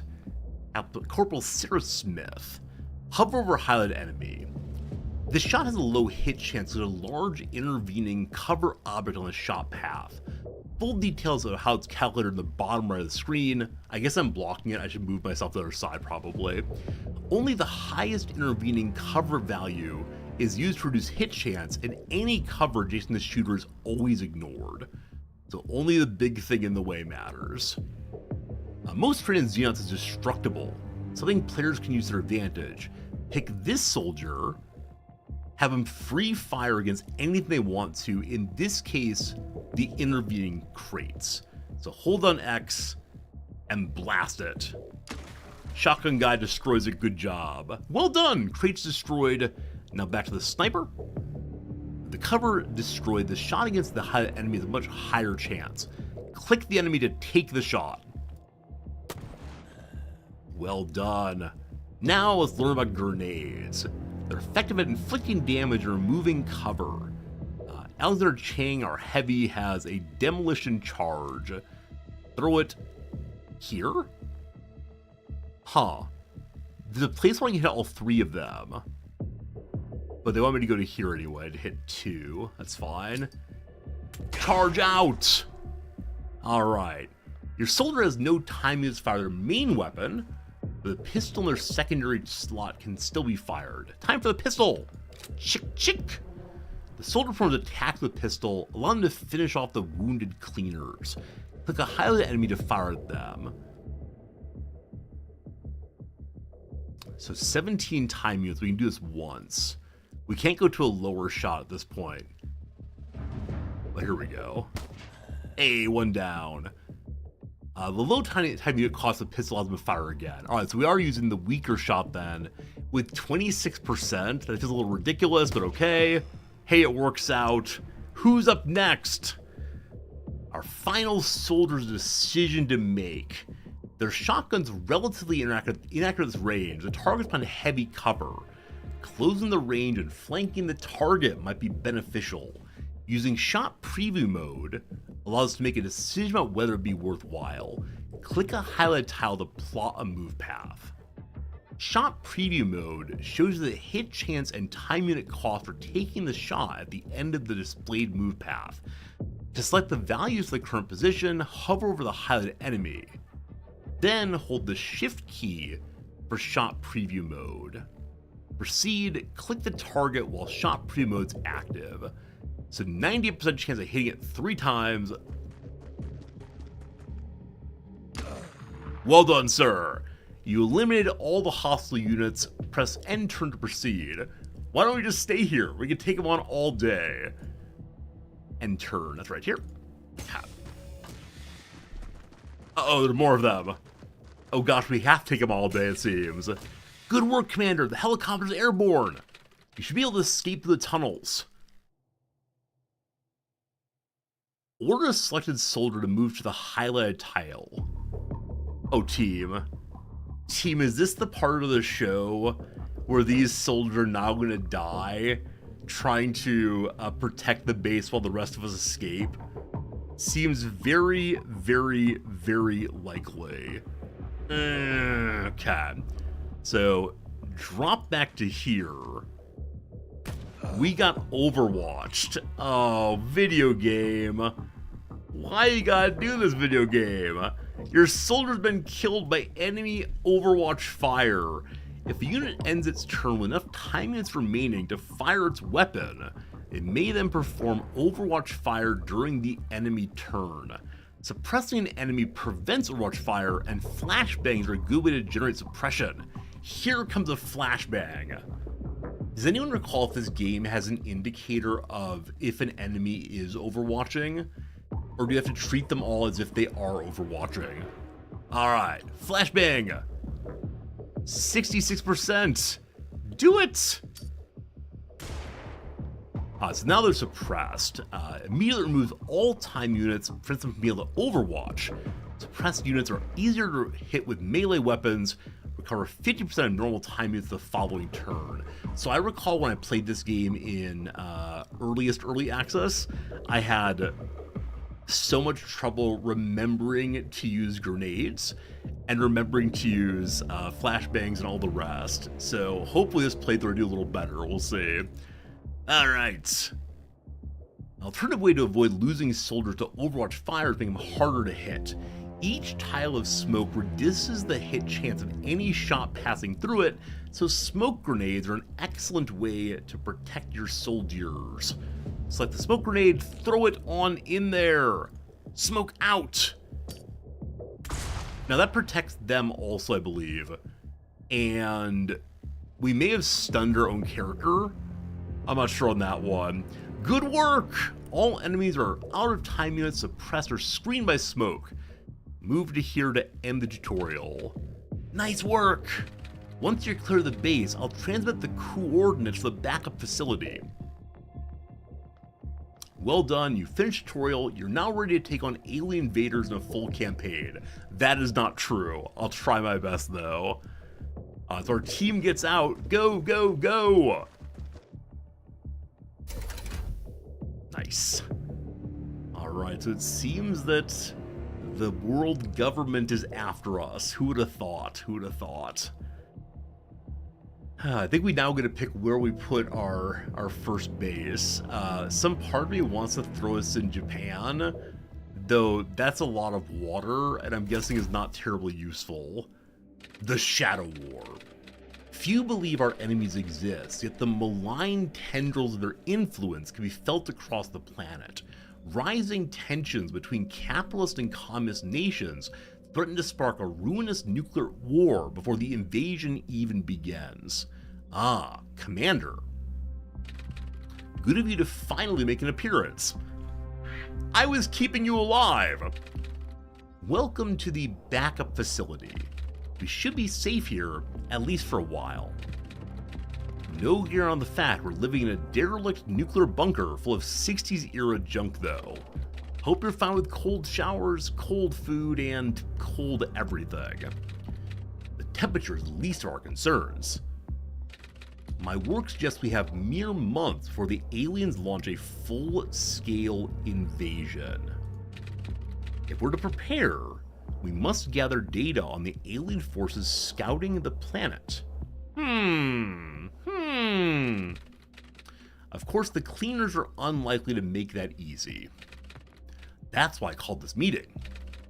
Commander, I'm formally handing over control of the organization to you. I'm the general now. The situation's changed. We need someone with military experience making the big decisions. Oh man. We have to think from that perspective. No more peace, love, dopey on this channel. I'll run day-to-day matters like keeping us supplied and getting this place patched up. All you need to do is figure out how to win the war. Congratulations on your promotion, Commander. One hopes you prove equal to the task. Man, these people are only contingently in my corner. Where does the starting base go? It costs different amounts of money based on where you put it. I kind of want to dump it in the middle of Canada. That seems kind of fun. I mean, Europe seems sensible, of course. If I put it in Japan, it does cost a million buckaroos. I wonder why that is, when there's so much water around there. Huh. I mean, Tokyo does feel right for me, given how we're playing. Or given how I'm living, rather. But I feel like a Canadian. Also, Canada's really cheap. Huh. Is it based on population, maybe? I don't know. Maybe proximity to big cities? Possibly. I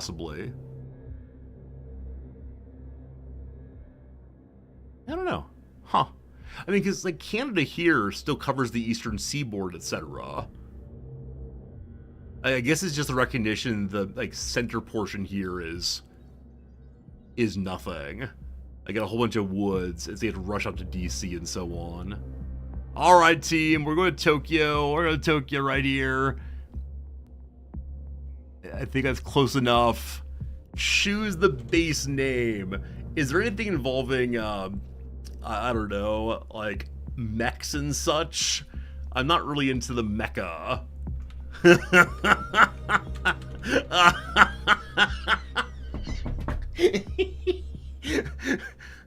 Hello, team. How's it going? I picked Osaka. It's very hard to see. It's hard to see where things are. Alright. I think we're good on this one. Doomsday counter. Objective: prevent the Doomsday counter exceeding 100. The aliens are attempting to spark a nuclear war by raising tensions between the capitalist and communist nations. If they succeed, the scattered human survivors have no hope in repelling an invasion. We must keep the Doomsday counter under control until the invasion begins. Allowing it to exceed 100 for more than one day will result in alien victory. Successful enemy activity on the geoscape will increase Doomsday. Please stop. Oh, is there no way to actually stop time in this game? That's unfortunate. So the tutorial really is over. They gave me no hints beyond, here you go. The most important thing, of course, is that I rename these people for you. Because I told you that I would make you all these characters. They're all privates indeed. So no one gets special ranking as we begin. Let's see. I doubt they're on their best abilities already, are they? Like, our sniper is 52 accuracy.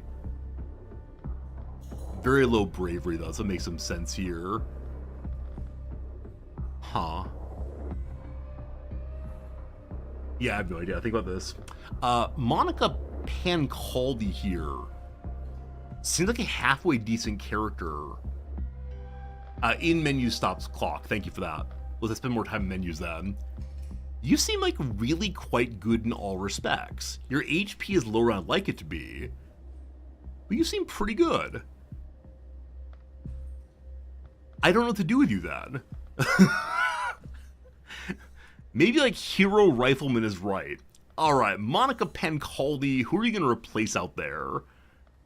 Yeah, the Assaulter with no bravery. Let's definitely have you get off the ship, thank you. Alright, so you, my friend, get on the ship.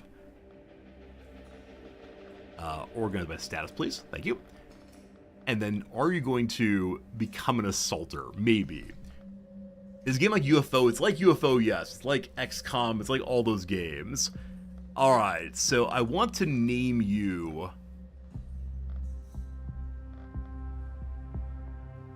How do I name my soldiers? It's in the armory, maybe. Yeah? Here we go. Okay. So, thank you very much for the first subscription of the day, Flug. I believe that Flug is currently sleeping because they're European. Hopefully you see at some point that you are indeed Monica Pancaldi. Glorious. I'm considering making you an Assaulter instead of what you are right now. I expect that Assaulters need to have a high amount of bravery. You seem good. I like you, Flug. Okay. Next up then is... Let me go decide which soldiers we're going to take along with us and then name that for you fine folks who have subscribed today. Is there anyone else here who seems really trashy? So Peter Liu here has very low accuracy. Might be good as an assault person also. Or what does the shield person do? Like, shield person probably needs high bravery and high HP.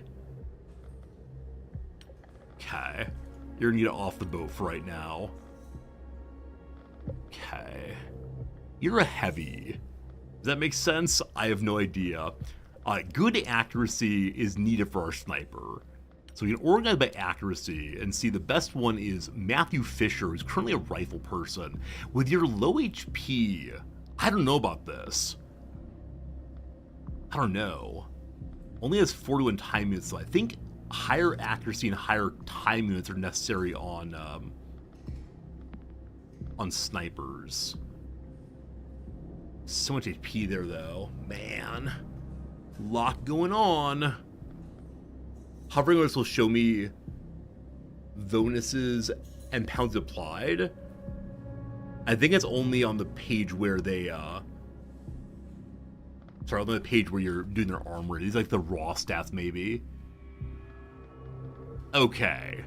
Matthew Fisher the Cowardly. I think we are going to keep you the Rifleman due to the high accuracy you have. So you will go on the ship as a Rifleman.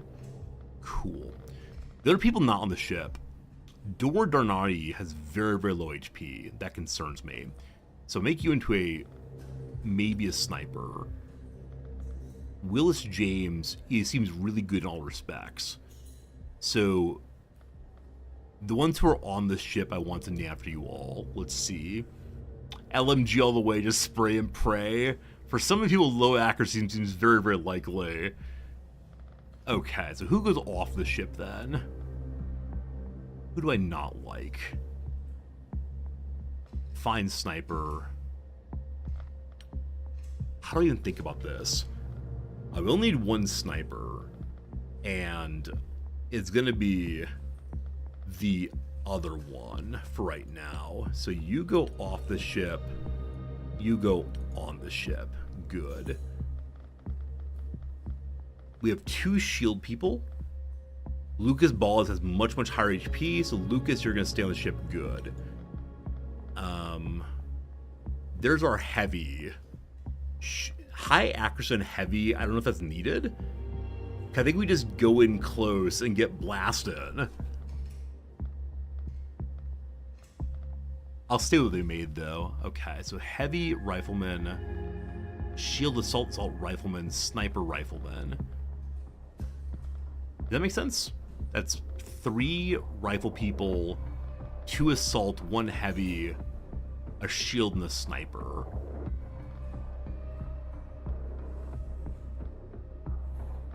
Okay, Willis James was a decent all-around character. So is there a rifleman I want to put on the shelf? Nah, all fine for now. Okay, team, we have a team on the ship. I will now name that for you all as promised. So hello to Lucas Blas. You are my shield person. Jim was the second subscriber today. So Jim Iconius, you are our shield person, also known as our therapist. Good luck to you, my friend. Excellent. Then have Joseph Nelson, a shotgun person. George, you will be today's lucky assaulter, I believe. George PG, there you go. We then have Evan Anderson, a rifle person. This one will be Squantoon. Squantoon, thank you so much for your generosity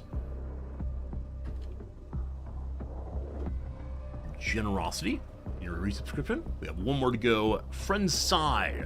Sai, do you have a preference between being a rifle person, a heavy, or a sniper? You see the 4 characters. Thomas, Fisher, Williams, or Dardai. One of the girls? Alright, do you want heavy girl or sniper girl? Your choice entirely, my friend. Let me know. Heavy girl, sniper girl. Sniper all the way. Alright, very cool. Psychotic. We'll take best care of you we can. Absolutely. Alright, team. There you go. We have some unnamed people. So if you want to subscribe, we'll definitely get you in there. And there are 4 people waiting at home someday. Alright, all set up very good. So, let's go to our base now. The Mecha. We don't have any training capacity. I'm guessing I should probably fix that. So we'll get this training capacity. The training center gives us training capacity. Okay. Also, there's adjacency for having certain kinds of buildings set right next to each other. And so, yeah, these are generators or something? Yes, the generator rooms get adjacency bonuses. The living quarters do also, as do whatever this thing is, this storeroom. Okay, so we want to maintain adjacency as best we can. Are there rooms with no adjacency bonuses? The hangar does not care. Radar does not care. Medical center does not care. Okay, because of the medical center not caring, I'm going to put my training center right next to it for now, and we'll see how that goes. Alright. That's how many? 12 people, I believe. Okay. We only have 1 aircraft. Now, I think aircrafts are very expensive, so even if we had a second hangar, I'm not sure we can do anything with it right now. Hello, research. We're currently researching the cleaners, learning what on Earth went there. Does one get more research speed for more labs? One does. Is this a good use of my money? I just don't know. In engineering, we could produce another aircraft to go fight for us. In fact, that's the only element I have selectable right now. Have to have a hangar for it. Okay, I'm feeling pure pressure to put one of these in here. How do we rotate this? Rotate, there we go. No power though. Man, am I saving all of my money, or using all my money right now? Possibly. The hangar needs 10 power. So we need 1 more generator room.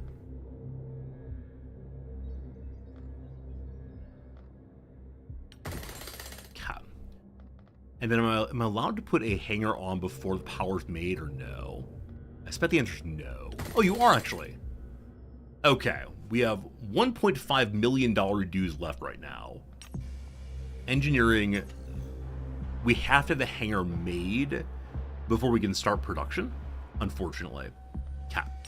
Soldiers we've examined, very good. No items in our storehouse right now. The armory, we got what we got. Aircraft, we got what we got. Archives, we can learn about all the stuff we have already. One thing I love about this game so much, of course, is the lore. The X2 Skyhawk, made from a Chinook. An Angel Interceptor. Experimental fighter aircraft created by the organization for the purpose of tracking and intercepting.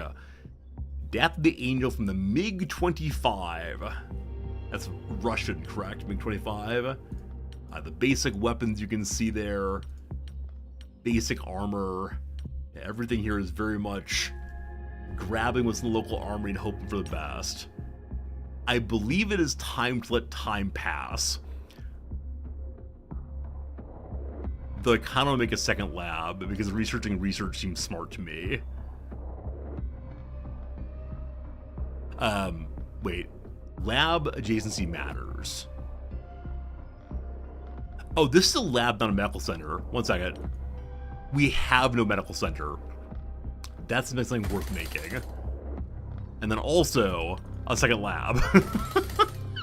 Alright. We got plenty of money left, team. Are we gonna go broke in our very first day? I bet so. Also, why am I covering so much ocean?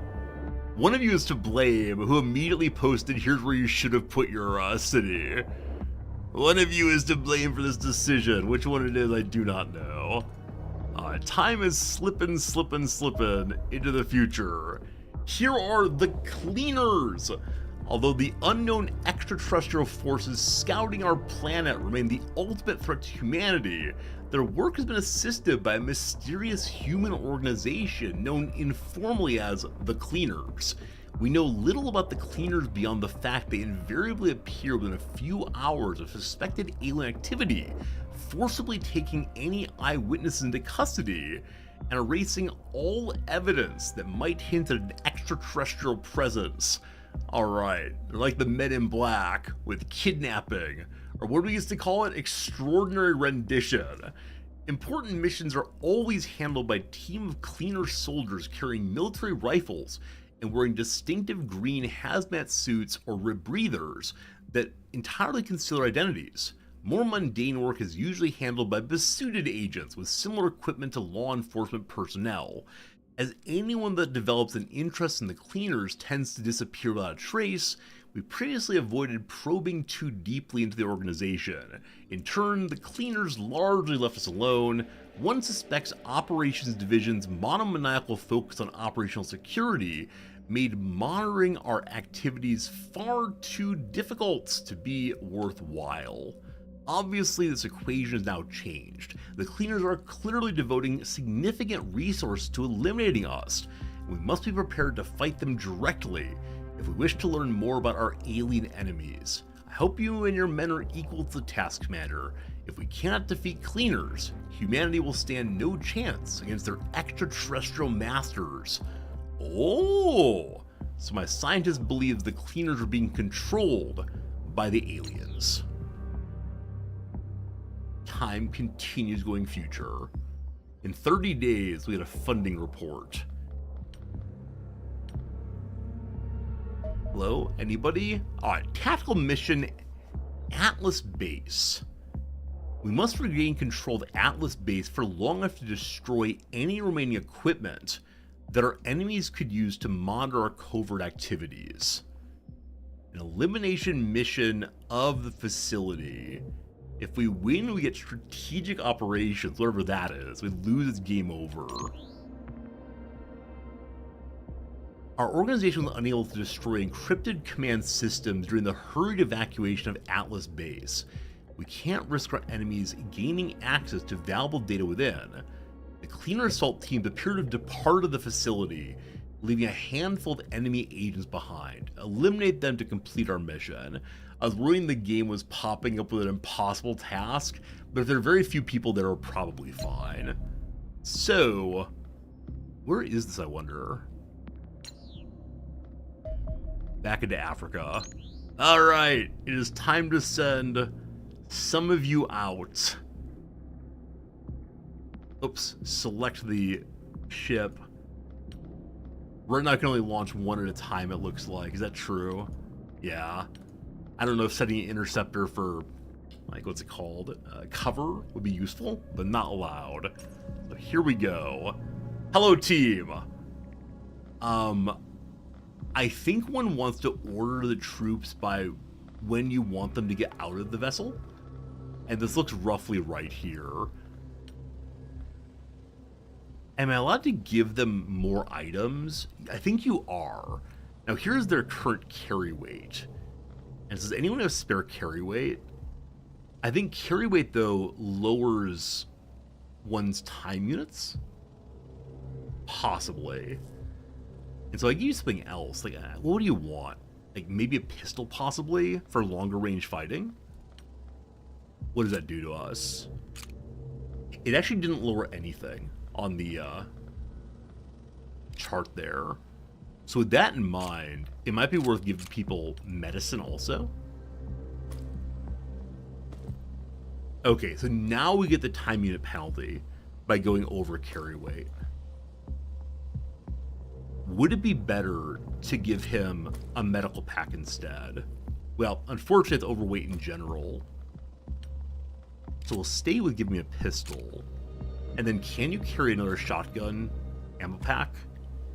You actually carry quite a few of them. Huh. With that in mind, I have no idea what I should give you people. Absolutely no idea. More grenades, possibly? What's this white one? What are you? A smoke grenade. No, that's no fun. More frag grenades. That's you. George, you got a lot of stuff in your inventory now. I try to organize a bit better or people get cross with me. Great. Flug has basically the same carry weight also. So I want to outfit you in basically the same way. We'll give you a pistol for range fighting if need be. Another one of these. Another grenade also. And that is you. Alright, Rifleman Squantoon. You can carry basically nothing else. May I give you more ammo, though, for your lovely rifle here? I may. Excellent. Smoke is good for closing distance with shotgun. Oh, Maddie B, that's very smart. That's very, very smart indeed. So maybe I should do that instead of the frags. I've never known how to use smoke effectively, but I do understand now how it would work well in that case. So we'll see. Okay. Did I miss Jim? I think I saw Jim, but he has no carry weight left. Look at modules. Increased accuracy or get rid of smoke inhalation. Yeah, maybe this bonus accuracy thing should be good. It's quite heavy though with 12 weight. So Jim definitely can't carry that. But can you carry more pistol ammo? That was the question initially. You can. Awesome. I mean, George is actually the 47 with a shotgun. I'm guessing he'd be okay.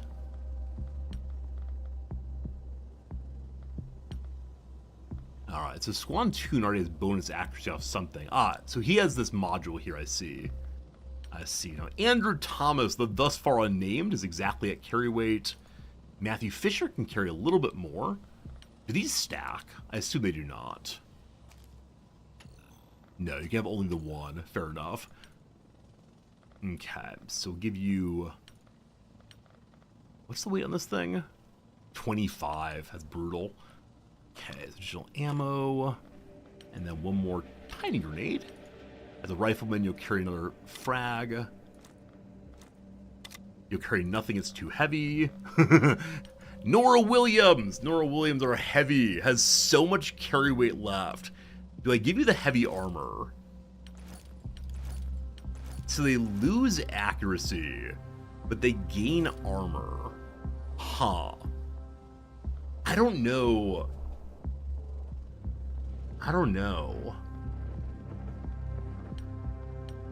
You have so much weight left, Nora. I can give you even more ammo, but I think you have enough LMG ammo for right now.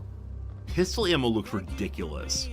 Hey, Matty B! Thanks for that resubscription. Sign you up? Absolutely. Do you want to be a rifle person or a heavy? It's your choice, friend. Matty B. Thanks for that generosity. Love getting you in the game. Love having all the chatters in the game so we can keep you alive and take good care of you and so on. I don't know. Here, a second demo charge maybe? It'll be the heavy. Everybody loves being a heavy. Absolutely. Absolutely. Thank you very much, Matty B, for signing up. If you all think to blow stuff up, good luck.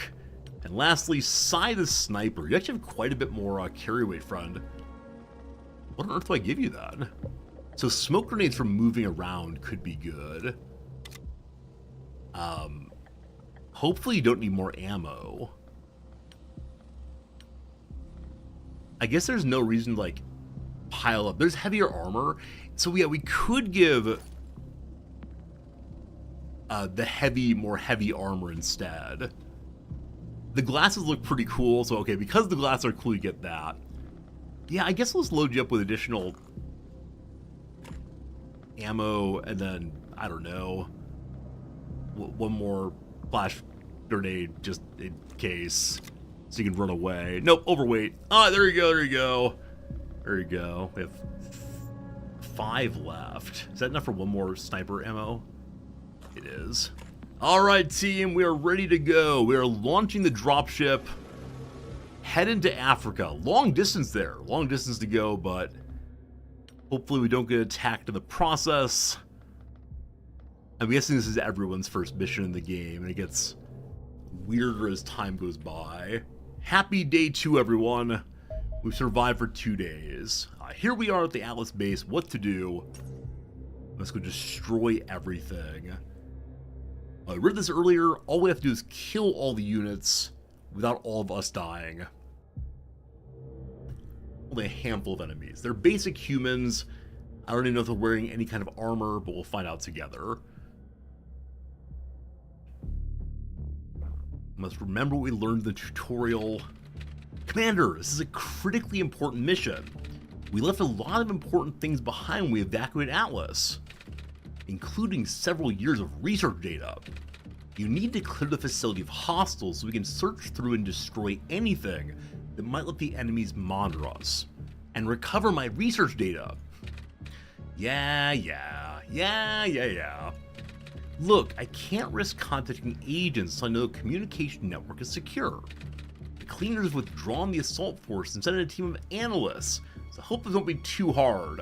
Oh no, are we going in to beat up on the nerds? I think it's nerd fighting time. Oh, and if you happen to run the general, this isn't the time for sentimentality. Well, here we go. Is there like a normal zoom in button so I can look closer to our people? There must be. There is not. Very well. So door here, door here, door here, door here. I'm gonna choose this side door. I don't know why.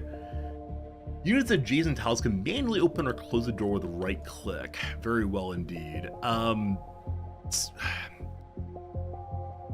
I guess I could dump my sniper right here. It offers some cover at least. And we'll have you crouch down. How about the Overwatch thing? Or is there no... What's this? Focus Mind. Allows you to gain 30 morale. Very well. And crouch. Team, where's the Overwatch button? If anyone can Overwatch, I assume the sniper can. Or do they just automatically do so if they have points left? Maybe that's it. God. Just have time it's over. Okay, it's not a declared ability. Got it. Alright, shield person. You're gonna be going here. Only 8 units to get there. No, you'll have 8 units left. Fine. Alright, crouch on down. Very good. Now we have 2 assaulters and a bunch of rifle people. I have no idea if the enemies will come through doors on our own. If so, we probably have some security behind. mind. So, Squantoon, you're gonna go here. Yes, run around to everyone good. Look that way, and crouch. You're defending the back end of the sniper if need be. Yeah, I think I'm gonna go through just one door at a time and see how that goes. I need to do a better job of moving my people in order so they don't waste their turns running around each other. Okay, you're done. Flug, the shotgun person. Have you go hide behind... hide behind the shield person. Flug is Italian. That's great. I don't know what nationalities do exactly, but still. Another rifle person. I guess I'll dump you over here. Maybe facing that way and crouch. The heavy. I have no idea to the heavy at this point. Let's turn here, I guess. Have the heavy crouch. You stay there. George the assaulter. I'm probably going to be coming this way also, but I don't know where to put you, so I'm going to put you behind the heavy, I guess. Is this planning necessary? I have no idea. There's our turn. What do the sneaky enemies do? We hear doors opening and closing. But where would you not know? Alright, I think I just opened this door. Let's do that. I love this. This is just like the place where we built recently. So we'll have you poke out a little bit, and a little bit, and turn. Hello there! Alright, enemies spotted wearing their fancy suit pants. They take their jacket off though. So I could have a shotgun person try to close the distance. I'm not sure I should do that though. Should I just have...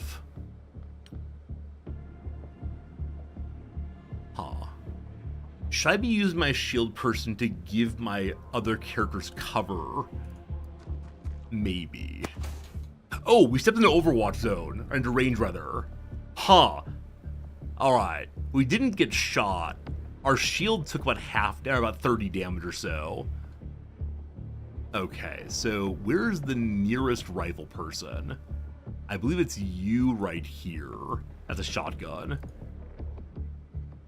I could have my sniper pivot out. If I have my sniper move to here, I should have 7 points left, not enough to do anything. If I have my shotgun dude, like, wildly run in, we can do a normal shot from there.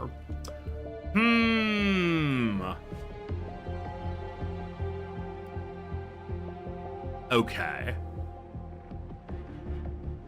This does offer some cover, correct? The bed? I think it does. Okay, we're gonna have shield guy crouch. Hope that counts as cover. A 37% chance of hitting it because this bed is in the way. We know what to do with beds in the way. Namely, shotgun guy is gonna come on in. Face this direction. Shoot the bed. Not destroy the bed. Is there any way to see how much HP a thing has left? Well, that was not the plan. Very well. Where is the other assaulter? Hello to you, George. George, get there also. I wish to destroy this bed. This is the true goal of the playthrough now. Pre-fire. 8% chance. Hit it.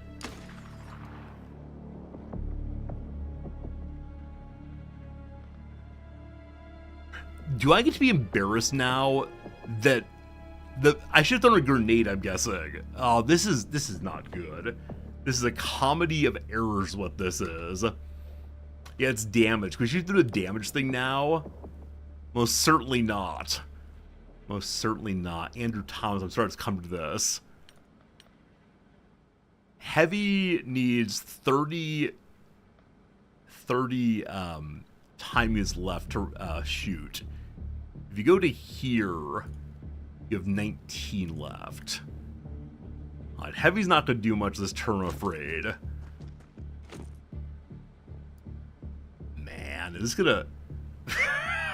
This is the worst turn ever. There's no one left. Do I just take the shot? That's so dumb. If he has a grenade, that's really gonna be the end of us all, isn't it? Okay, we could throw a smoke bomb to keep it... Oh, man.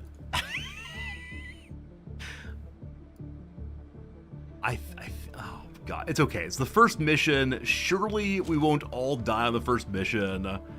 Surely. Sniper, can you get a position and get safe?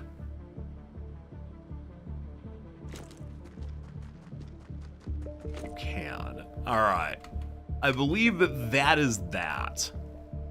I can move my shield man in closer. Maybe this is what I'm gonna do.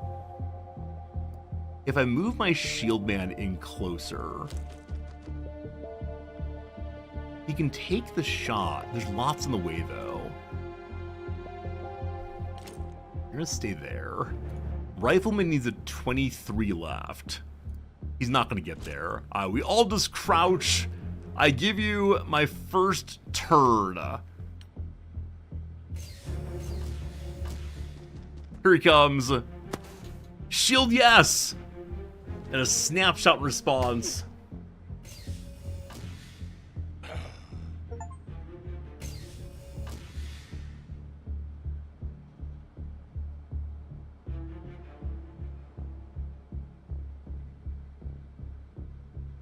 Maybe I glanced away at the wrong moment there. It was pistol Overwatch, then bleed out, thank you. I was so confused. So characters do bleed out. I did not realize that. That was great. Good job, pistol Overwatch. What a hero. Fair. Alright. Let's set it up again. Wait, no, shields. Let's set it up again. Yes, let's stand up and sit back down. Very good. Next up, Assaulting Guy. Assaulting Guy, go here. Turn, crouch, very good. Yeah, the shield's low durability, be careful with that for sure. Also, I think I move way too slowly in this game. This happened last time I played it also, in which I was just absolutely concerned at every moment that we were all going to die. And so I move and set up over and over again. Not sure if ideal. Like, we could breach 2 doors simultaneously if we wanted to, yeah? But is that the right way to do this? Just don't know. Cool. Lots of turning around for no good reason. Like, we could have the Heavy open this door and just start firing wildly and hope for the best. I don't know. Yeah, I'm now coming to believe that maybe the, aliens or the cleaner are not going to open the door at all. We'll see what happens. Alright, Sniper. Let's get you over to here.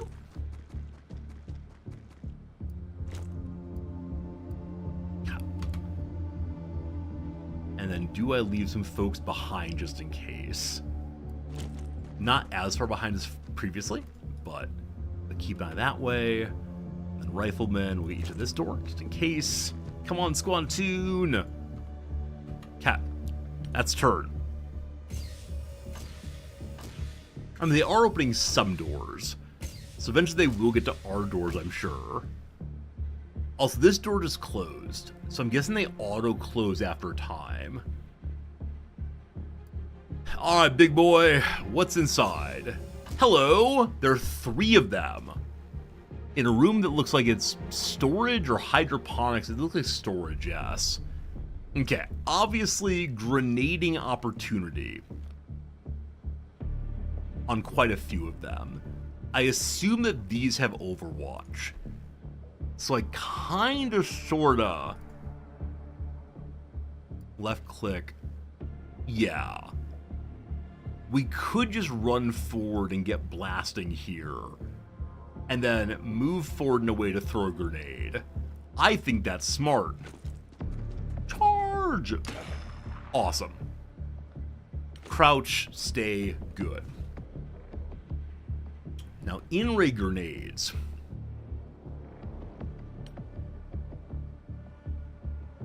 Okay. Frag grenades do only 35 damage. They could bleed out also, though, I believe. We have to have...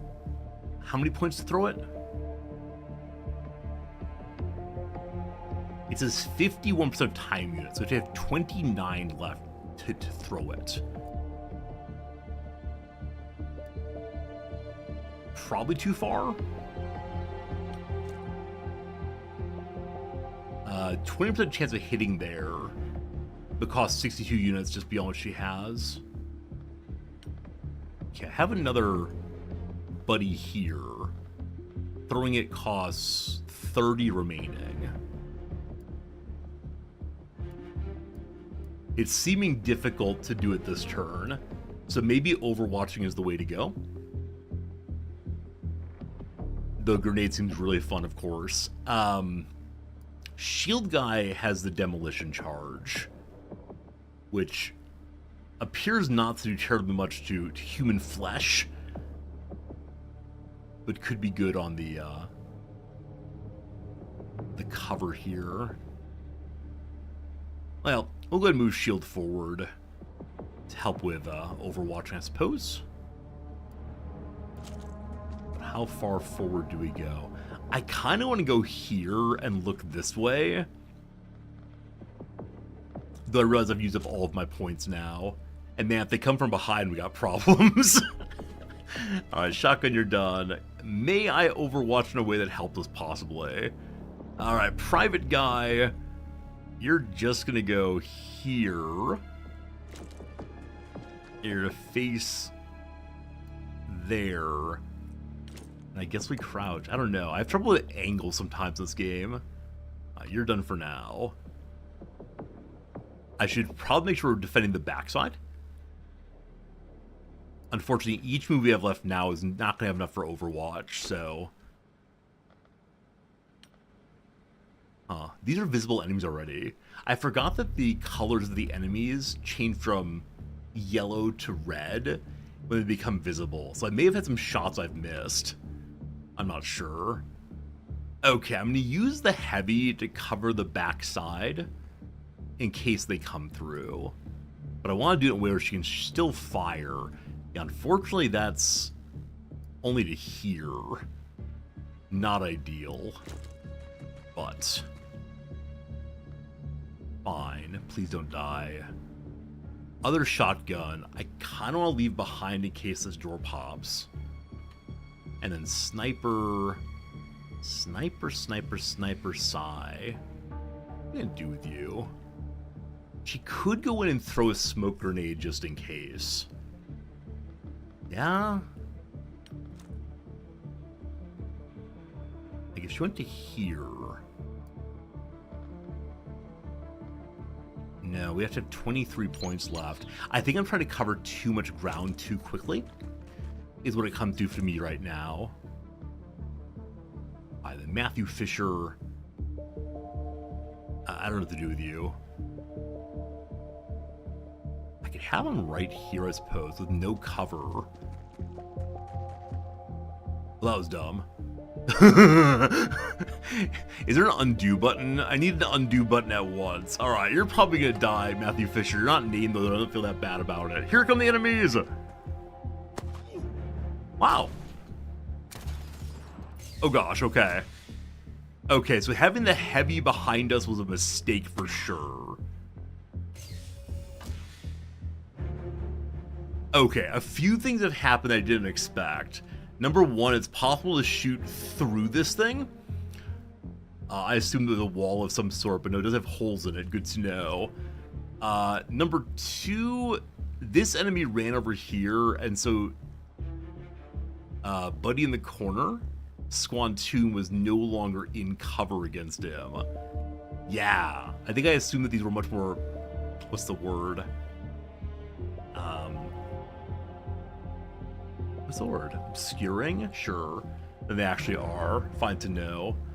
It might be real smart to have had some people here to run through this way and attack from multiple sides. We'll try to think about it in the future.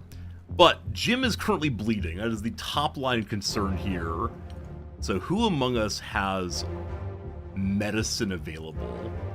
Squantoon does. The rifle people in general do. Now, do I believe that you're overwatching? The answer to that is no. So I think it's time for some shotgun action. And you're the one to do it. So I think we can just run in real close and blast wildly. Love the idea. Cool. Okay. That is your turn. Crouch down. Good job. Now, Jim is bleeding. I think it says, like, is being like 1 round of bleeding remains. I know just 5 damage for the bleed. Let's see. No, it damage at the end of each turn till it's healed. So maybe this is how many bleeds he has. And that one will go forever and always. Ha. So, Andrew Thomas, I'd like you to go heal up Jim. Oh, it's 25 turn units to do that. Cool. Cool. I could have Jim just shoot a little bit. He's not going to die, right? There's plenty of HP left for the foreseeable future. Squantoon is taking some damage. I can have him shoot twice here. He hit neither time. That's not great. Maybe overwatching would have been better. I don't know. Heavy weapon person. I ended up suppressing my own person last time. That was surely not ideal. So heavy weapons go to here, turn this way, crouch, and then hang out. Do I just shoot through this thing? How's this work? 30% seems pretty bad. Oh, maybe the sniper can save me. 51% from there. If I move out of cover, we'll get a better chance. But here we go, 50%. Nice! Nice, Sai! You hero! 10 HP remains. Do I think random Matthew Fisher can do the damage here? If you go to here, we have 8 left. We have 10 left, take a shot. 41%.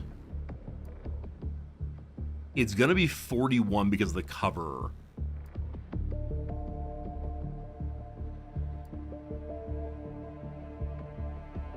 Huh. Or do I play conservatively, keep the Overwatch going and so on? When here, he can Overwatch and crouch.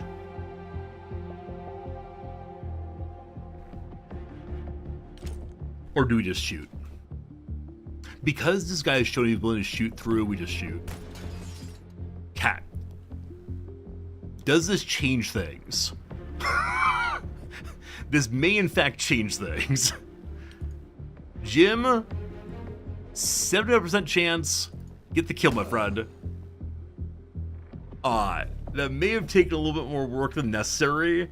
It's possible that Jim could have just shot immediately there with no problems, but I'm less sure. I think we want to try for where these rooms connect.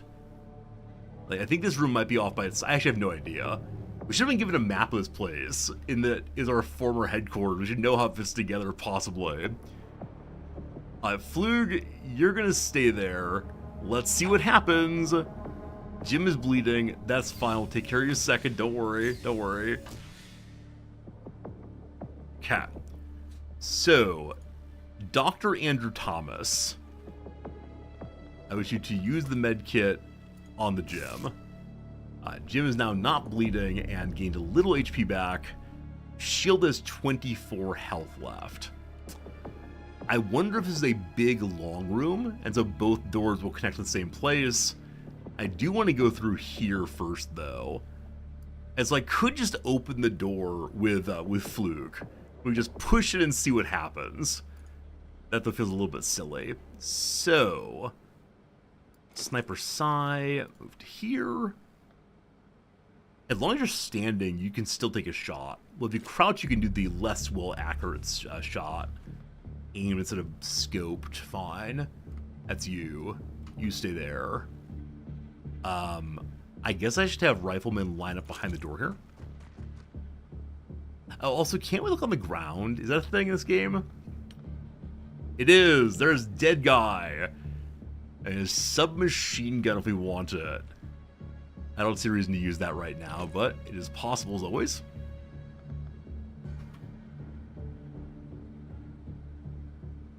Heavy. I'll move to here till next turn. I do enjoy this game. I'm sure as we play more, I'll remember how it's played in such a way that'll be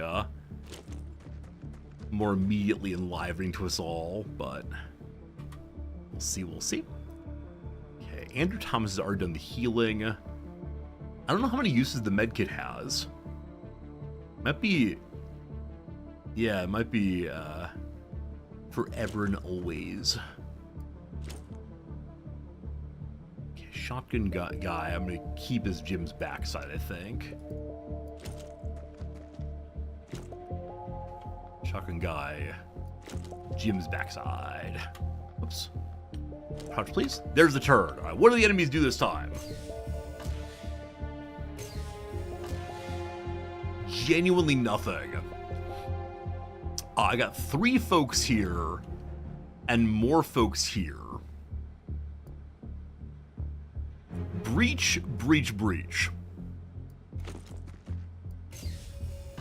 Nothing, and then a sandbag.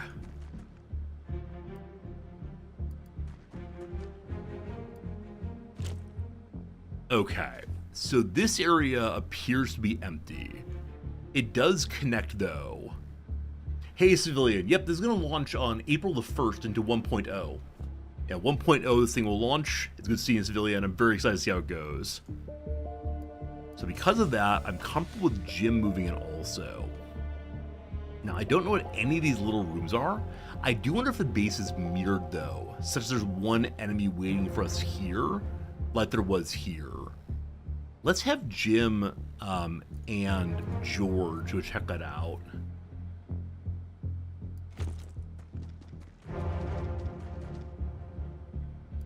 Okay.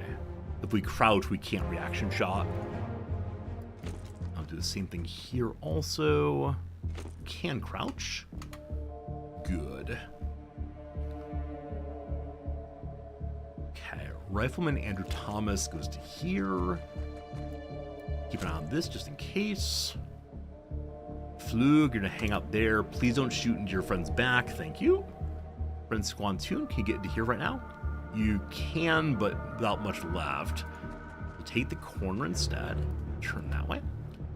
I actually don't know if this corner is giving any cover. In my heart, it surely is. And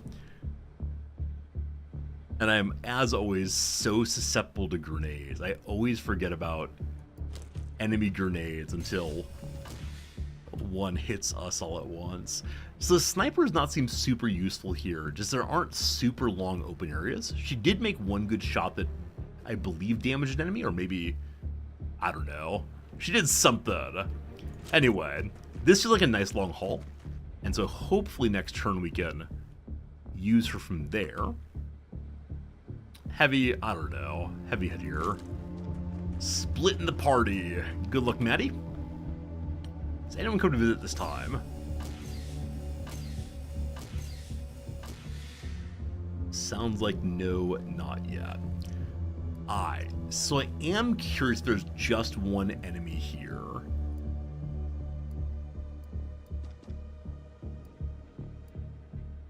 door? There's not actually. So the base is not absolutely mirrored.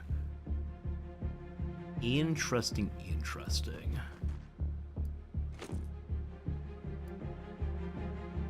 Okay, are we gonna breach this room this turn? Unfortunately, my shotgun is so far away, I think the answer is no. But we continue moving forward. Just see what happens.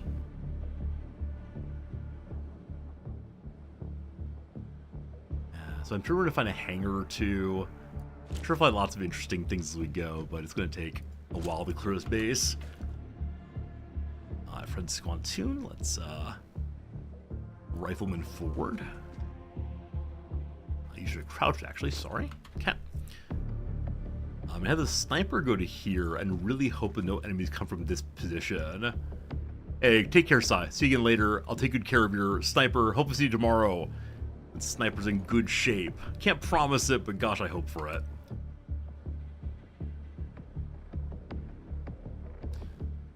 I guess I can have the heavy, like, watch this door, maybe. Though again, we're moving too much to have any reaction left. It's alright. Alright! What happens now?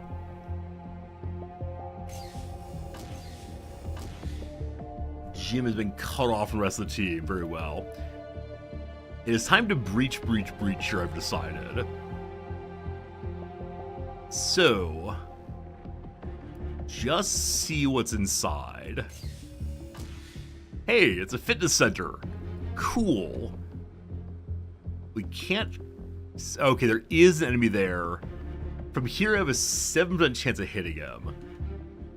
So we could throw a flashbang or a normal frag grenade and take him out. Because we're not yet in Overwatch range to him, apparently. I could have someone else open the door and see. Yeah, I wish I had a rifleman here instead of a shotgun. If I open the door, but do not move, does that set Overwatch off? It does not. Okay. Unfortunately, we have a 0% chance of hitting this guy. I thought we could peek the wall. Peeking the wall seems not to be a thing in this game. Cool, good to know. Now, if Andrew Thomas steps out, I don't know what happens. Did you move this turn?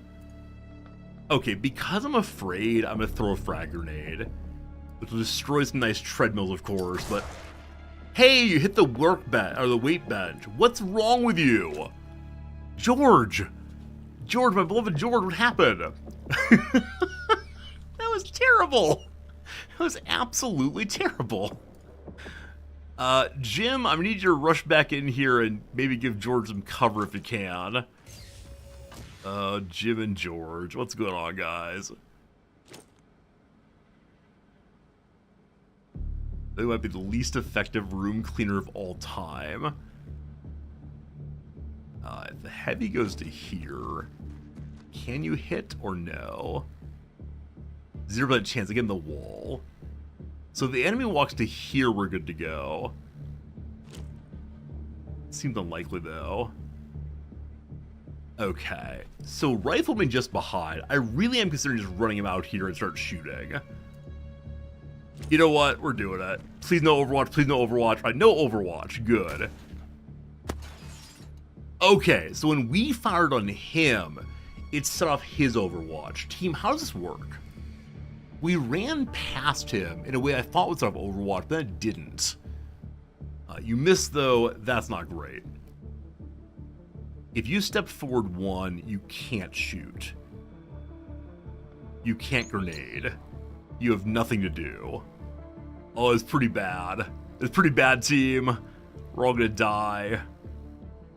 If you go to here, you have a 30% chance of hitting him. Do it! Do it, shotgun, do it! Okay. 5 HP left. Is there anyone around who can do 5 HP of damage to this fellow?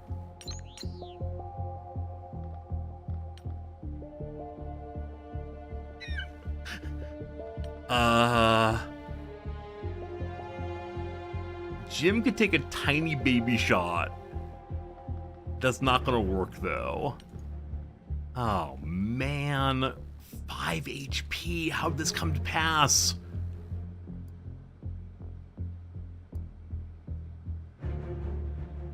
Reaction fire doesn't trigger the unit acting as fewer turns the unit reacting. I did not realize that, thank you.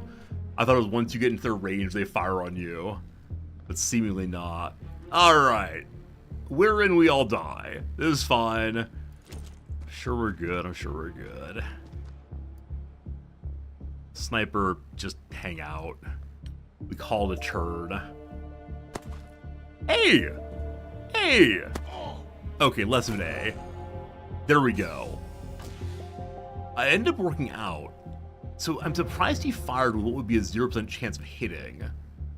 Matthew Fisher's in real bad shape. You can doctor yourself, though, to stabilize and get some HP back. Not a named person, I'm fine with that.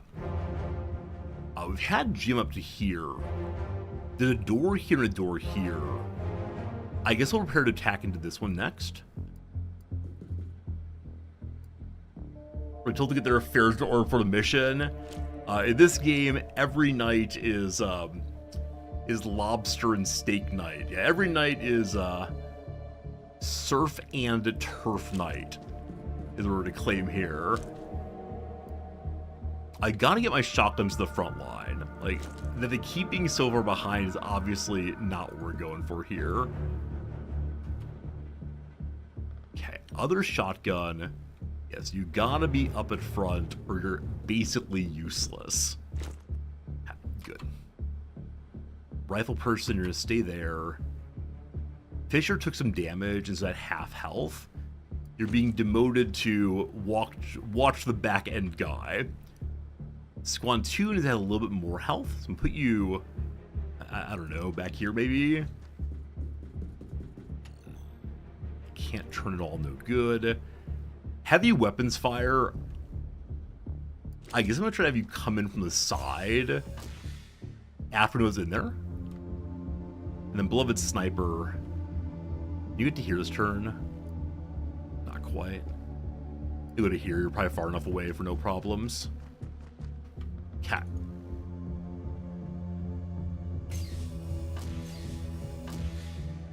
So our doors close again. If need be, we can have Fisher open the door for the sniper. But what's inside? Hello! Alright, one enemy. And so the thought is they don't overwatch until my... what are they called again? My time units are lower than theirs. 50% chance of hitting. Let's do it. We do. Oh, it's a shotgun. I actually meant to use a rifle on that, but that's fine. Alright, did some damage, very good. Rifleman from here, 81% chance of hitting. Do it. 81% chance of hitting. Do it. Okay. Okay, fantastic. So, my guess is that this door leads to the inner sanctum of some sort. And this door leads to some kind of beginning area. So I think I could possibly split the team.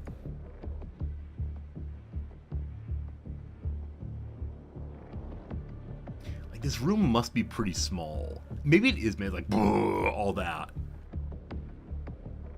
Yeah, I guess we'll check that out next. So Jim, let's get over there. Thank you. And shotgun guy from downtown did a great job. Shotgun guy, come on down also. At this point, any kill at all, if we don't lose all of our characters, feels so unbelievably good. I'm not sure how long it will continue, but I'm very glad for it. Okay. Swantoon. I'm going to say these three can clear this. I'm going to say a lot of things. Let's go ahead and get... Oh, no. Why are you all around? Oh, are they fully blocking the hall here? Yeah, I think Fisher and the sniper are fully blocking the hallway, and so the fellow tried to run around because he couldn't get through. We got to keep that in mind in the future. That's a real possibility. Okay. Anybody pop out? So, Jim, let's find out what's inside. Looking like nothing. This, I guess, is the research lab. Let's step in and see if it's true there's nobody in here. Yes, we've reclaimed the research lab. Also, I wonder if this thing's explosive, whatever it is. I suspect that it is. Okay, you head there. Awesome. Jim, get running. Yeah, I kind of like it when we've cleared an area, kind of just like free run wherever we want to. And all those feel pretty good. Now I recognize that free running is a great way to get caught out, I suspect. I wish I had a better spot for my sniper here. This is the only door remaining, so we gotta go that way. But I really wish I had something for the sniper to hide behind. I guess I can use Jim that way if need be. Matthew Fisher, you have low HP, so I'm kind of put you out of the way more if I can. Shotgun person, just run. Thomas, come on down. We're setting up a new breach in a moment. Yeah, these enclosed areas, I'm less sure about the utility of the heavy. Unless I have the heavy go in first, or like find an interesting flank or whatever. I don't know. Cat. Does Mecha Hitler come out of this door now? Not yet, at least. Yeah, very grateful there's no time limit on this particular mission. I know later ones there can be, and that gets a little bit spooky.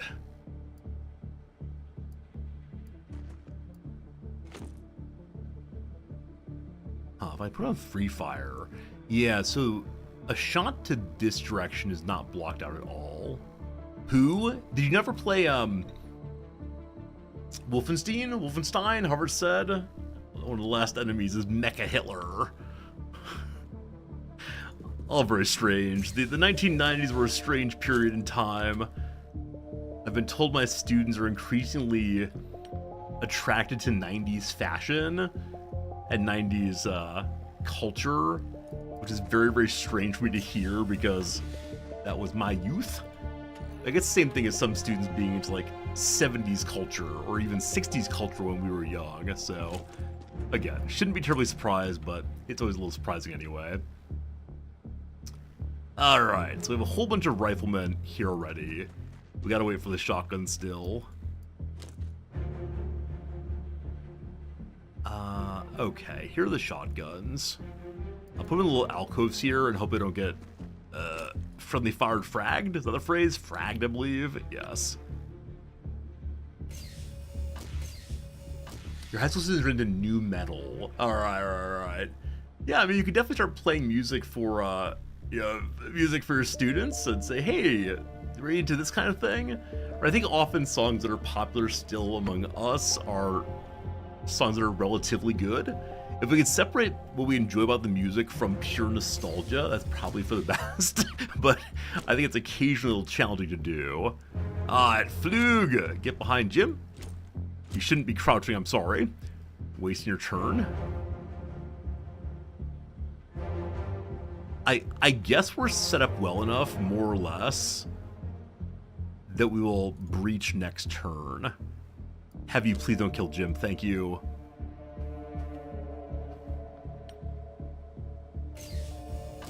Here we go. Jim, what's inside? The General. You! I recognize you. All of you. Why don't I remember anything about you? Oh, okay, so the General's lost his mind. It doesn't matter. I will not allow you to interfere. Okay, so there's 2 cleaners we can see and 1 general. Now, Jim has... No, the assaulters have stun batons. We can render enemy units unconscious.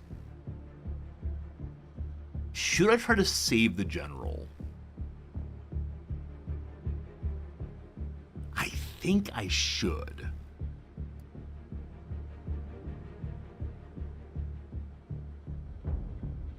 I'm gonna try to save the general team. I don't know if it's actually possible, but it seems like an obvious thing to do. It's just a matter of clearing everyone else as fast as possible before that. So, I also don't want to destroy the various tools and such in here, just in case. So, Sniper can see this character. 100% chance of hitting it. Fantastic. Okay, I was able to Overwatch back. My Sniper is now bleeding out with 18 health. That's not great. So, Andrew Thomas, once again, you're going to do some doctoring, thank you. And then Sai, you've done your 2 good shots, that's enough for right now. So I need to have...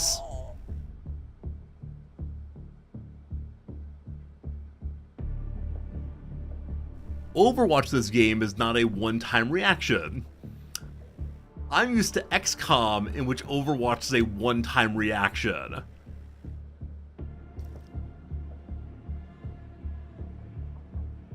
Huh.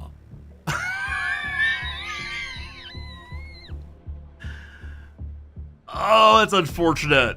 So my Sniper's dead. Bum.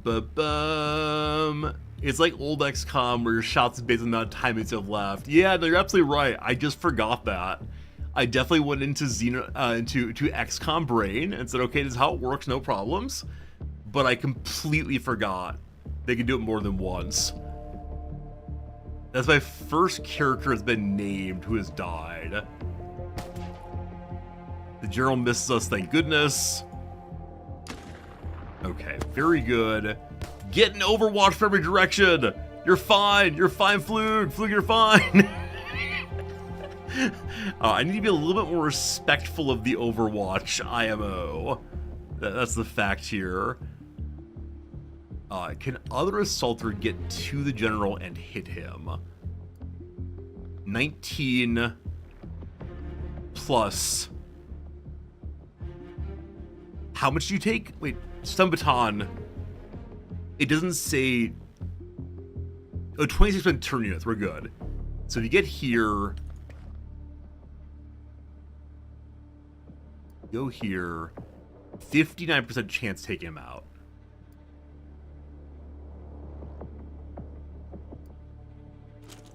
No more Overwatches. No more Overwatches. How do you have so many Overwatches? Regardless. Hit him.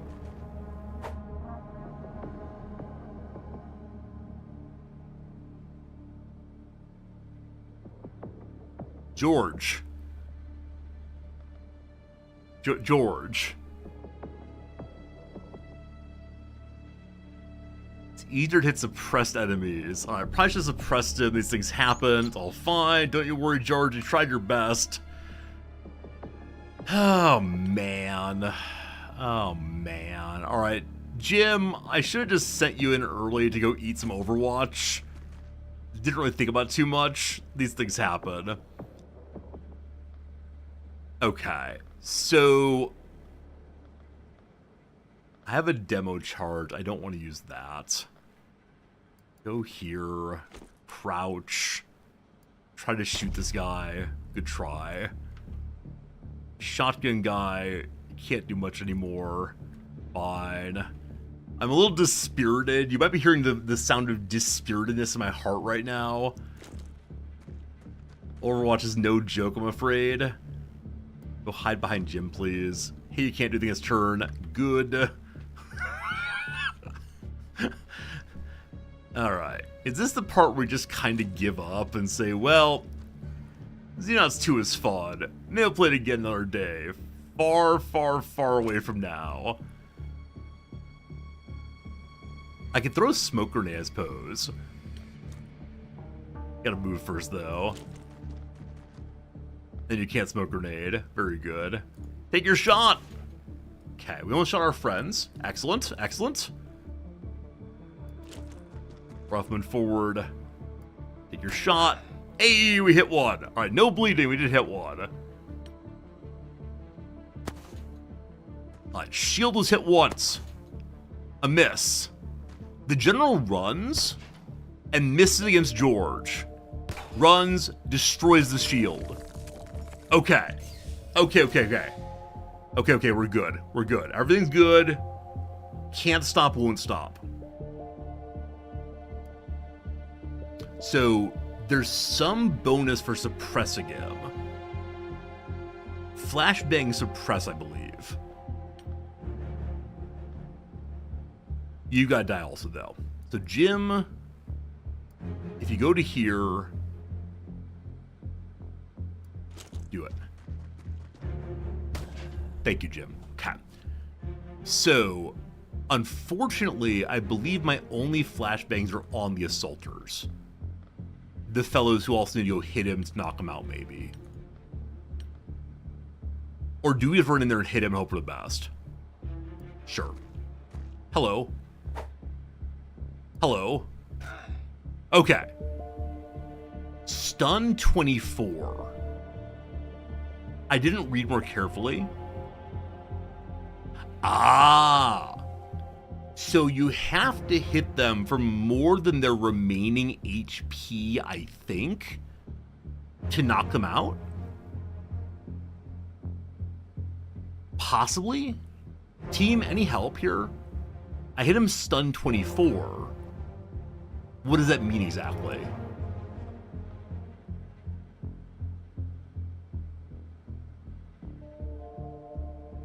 This is a question of, do I shoot him in a careful way where I don't do too much damage? Because I just want to save the guy.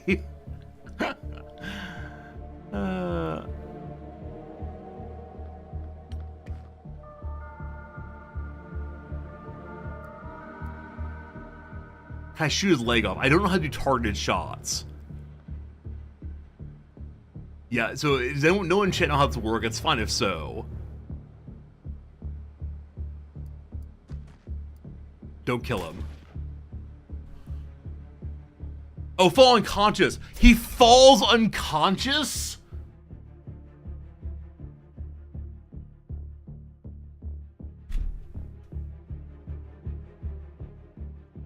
Come on. You don't need to knock him out with a stun weapon. You just shoot him once and he falls over. Oh, the stun points are still there? Is that really true, a civilian? Is that actually true? I'm sorry. Is that actually true that the stun damage sticks around? I don't know. The stun points are still there. Okay. So he was knocked out. That doesn't have to happen. I have no idea. It's very confusing. That said, I'm so sorry, Sai. It's possible to kill him? Okay, I feel good again. Thank you. Strategic operations and supporter recruitment are now available.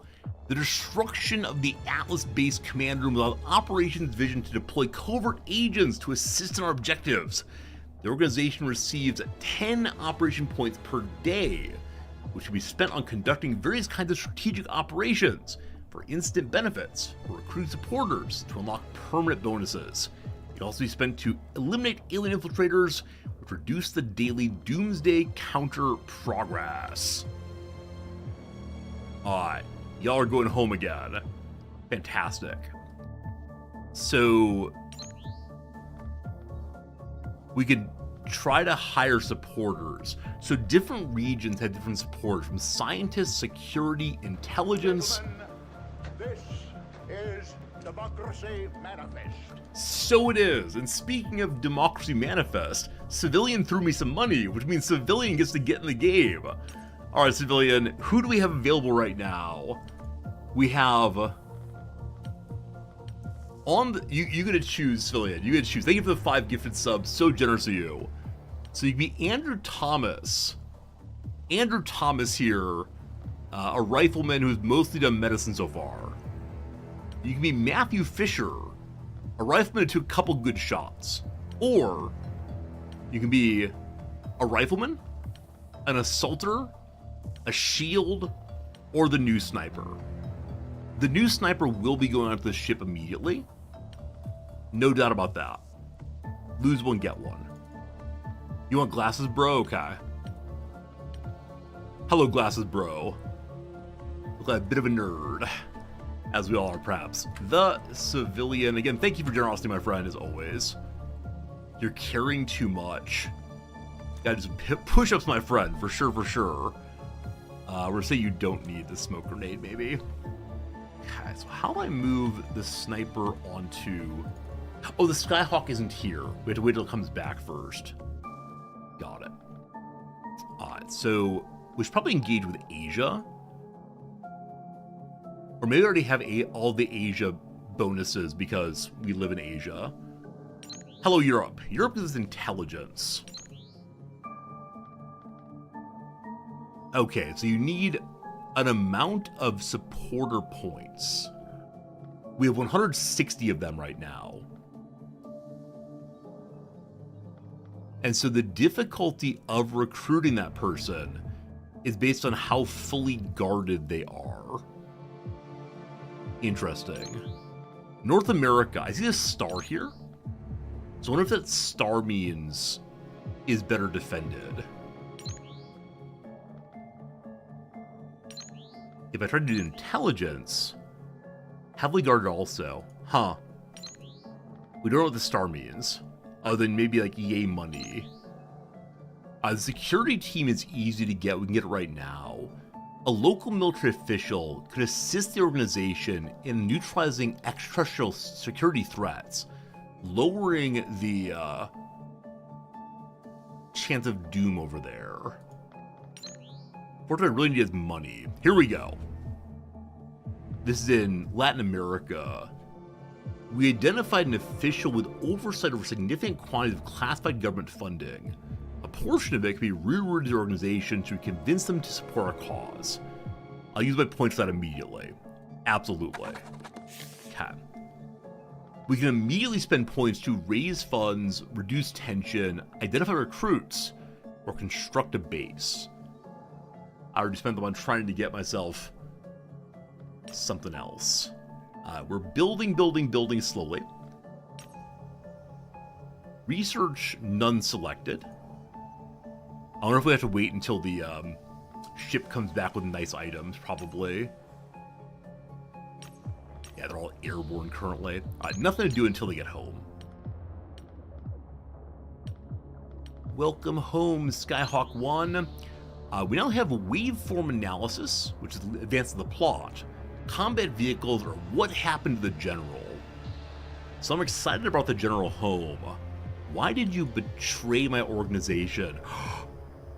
Robotic combat vehicles. I forgot how much fun we had the first time we played Xenonauts 2, in which we had a little like rolling buddy that we'd send out first to eat all the Overwatch shots. That was so much fun. We'll do that again. First though, why did the general betray us? 4 days. Okay. Autopsy of a cleaner. Huh. Well, it's clearly unclear, previously unclear what role the smartly dressed agents observed supporting cleaner operations played in their organization, the autopsy process has revealed a great deal. There's little question these cleaner agents are entirely human. Several of the bodies were easy to identify from personal effects and medical records, and all have been confirmed as employees of government intelligence agencies. Operations Division was able to obtain their personnel files and see nothing to indicate these individuals have been acting strangely or even held unusual beliefs. They're simply employees of intelligence agencies subverted by the cleaners. Sadly, this probably reflects the dubious legality of our organization. Governments are either deliberately suppressing knowledge of alien activity or been infiltrated by hostile forces intent on doing so, leaving us no choice but to operate beyond the law. Until this changes, we'll likely continue to clash with those who unwittingly do the bidding of our extraterrestrial invaders. Yet we cannot change course. The very survival of our species may result on our success. Thankfully, cleaner agents are not particularly fearsome opponents. Lacking formal military training and equipped with only light weapons, they're notably less capable than one of our soldiers. So, pretty much standard character through and through, with nothing special going on. Hey Red Rover, have I seen Star Wars Zero Company? I have not. Know nothing about the game. What makes Star Wars Zero Company a unique Star Wars game? Alright, doing the project.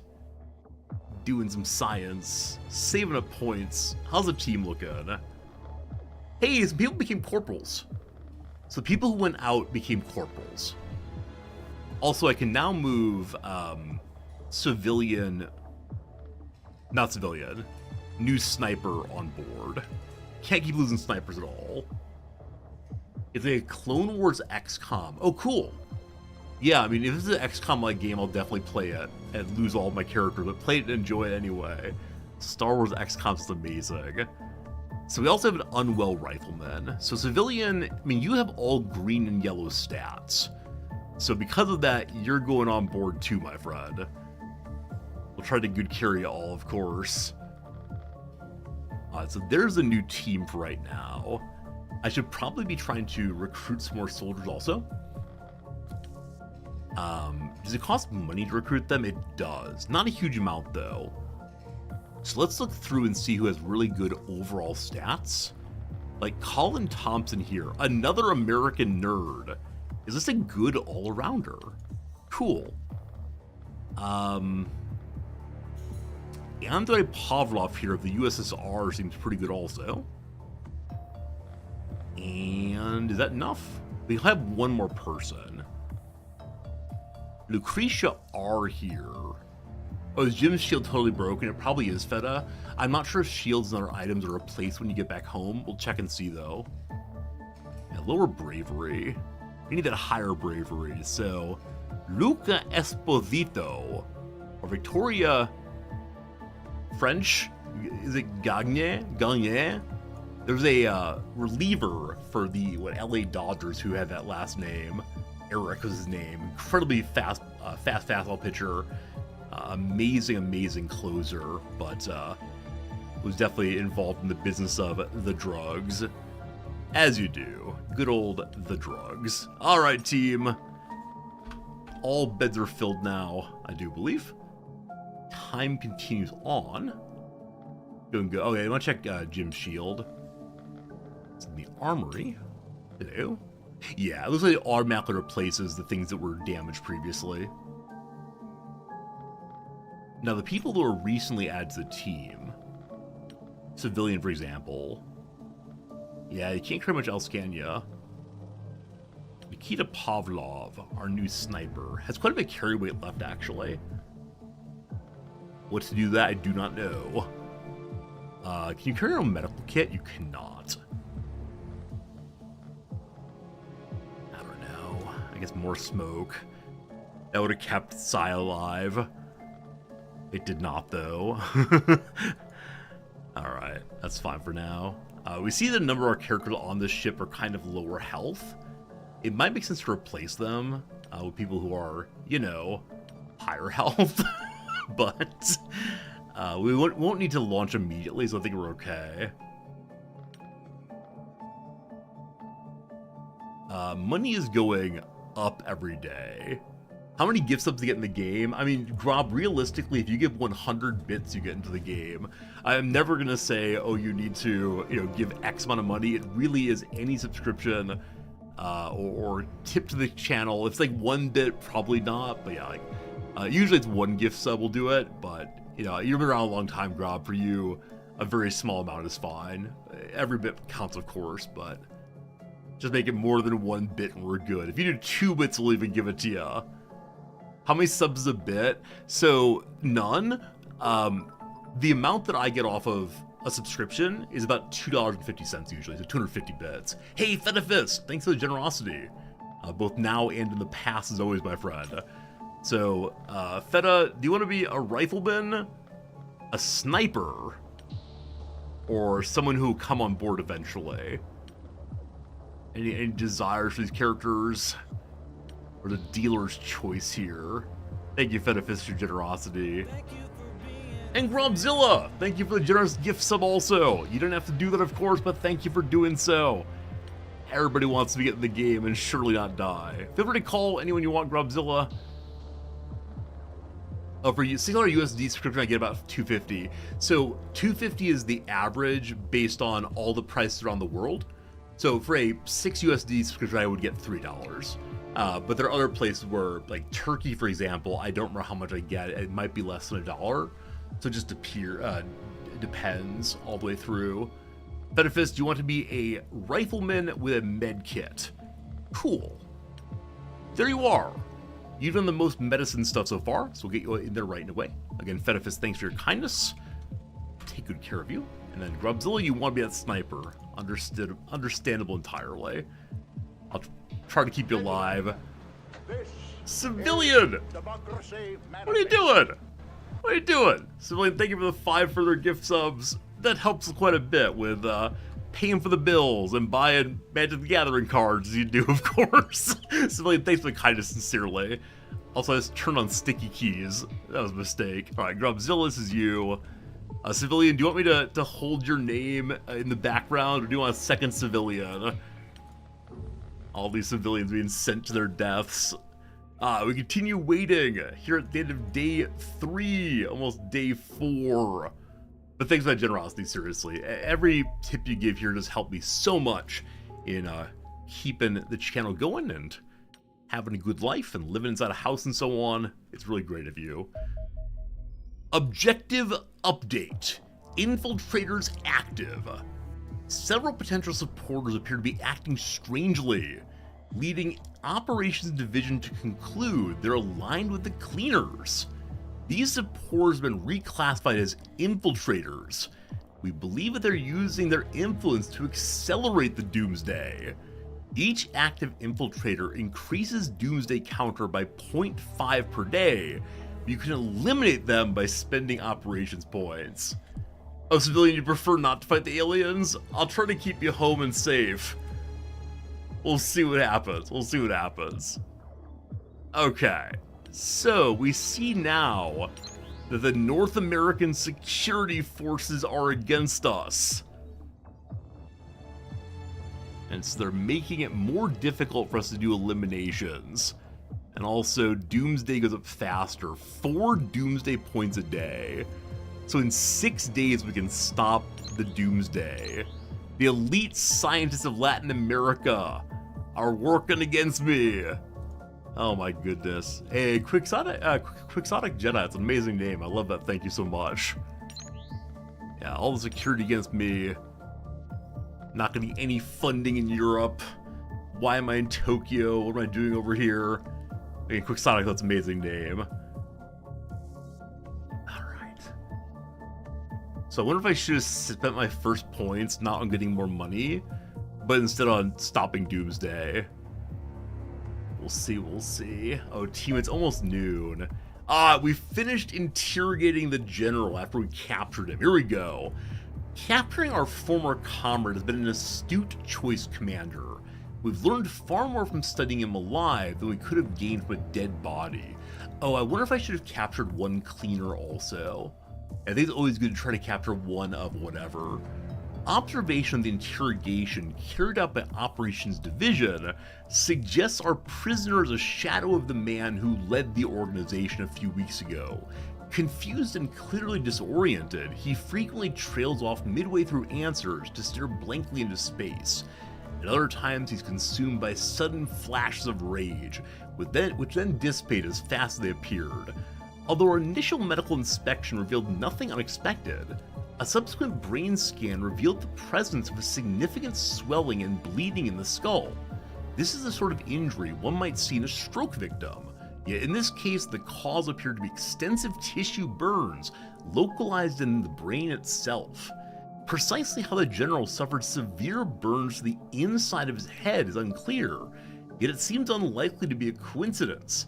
I remain skeptical our former leader would willingly betray the cause, suggesting our enemies may possess some kind of Havana ray used to manipulate the human mind, albeit with very significant side effects.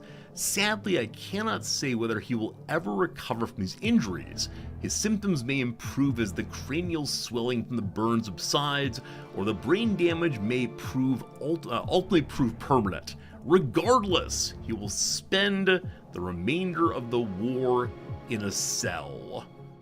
Operations Division report the fragments of information gleaned from the General's rare modes of lucidity have nonetheless proved useful, especially when combined with intelligence extracted from documents found in his possession. A number of the operatives have been freed up and can now take on additional work. 100 operation points ahead. Alright, I'm gonna learn about combat vehicles now. We need to advance the plot, but no, I wish to have little vehicles that can run around and play some of our people. So with 100 points we have right now,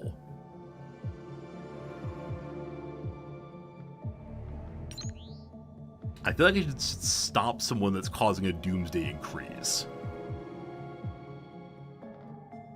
I wonder if there's a bonus for... Okay, yeah. So regional bonus. If you get Latin America fully on your side, you then get cheaper scientists. Europe, soldiers train faster, I guess. North America, soldiers have more experience when they start. Got it. As much as I want to keep everything in one area, namely continue helping Latin America, I need to lower security threats, and Latin America's not doing that, so here we go. 430 points. Wasting some points. We've stopped security services from harming us immediately. What do the red dots mean, though? Harder versus easy. So green dots mean the target's isolated and so easier to recruit.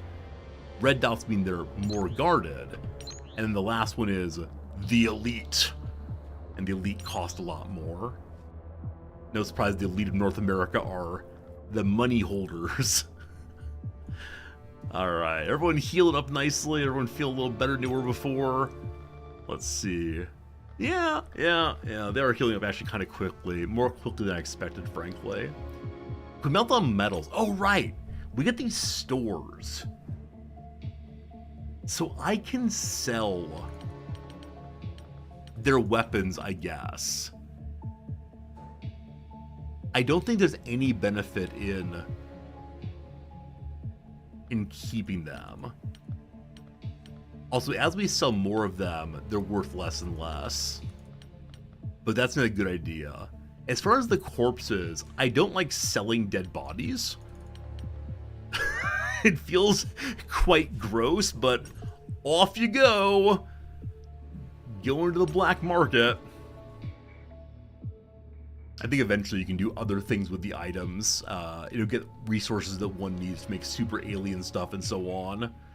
Right now we're selling bodies. All right, alien abduction site. We've detected some alien ground forces abducting civilians in the region. Rescuing the civilians will improve relations with the local region, allow us to recover alien resources. So a tropical abduction. Gotta do the next 3 days. If we don't, more doomsday quickly. If we do, doomsday reduction. Alien forces are trying to abduct local civilians. We must eliminate them while freeing as many civilians as possible. Each rescued civilian reduces doomsday, or each abducted one increases it. So eliminate them all. Rescue up to 10 civilians from the tubes. Alright, obviously gotta do it. Unfortunately, it is the case, it's noon my time, and so I got to teach. Friends, I'll be back tomorrow with more video game right here. I'm loving it, I hope you are also. A little sad to have lost a sniper, but I'm having a great time. We'll see you tomorrow. I'll try to have a very quick intro tomorrow, so we're able to, we're able to get to the game more quickly and do more than one mission. Anyway, I appreciate it very much, I thank you very much, and I'll see you again real soon. Good night, friends.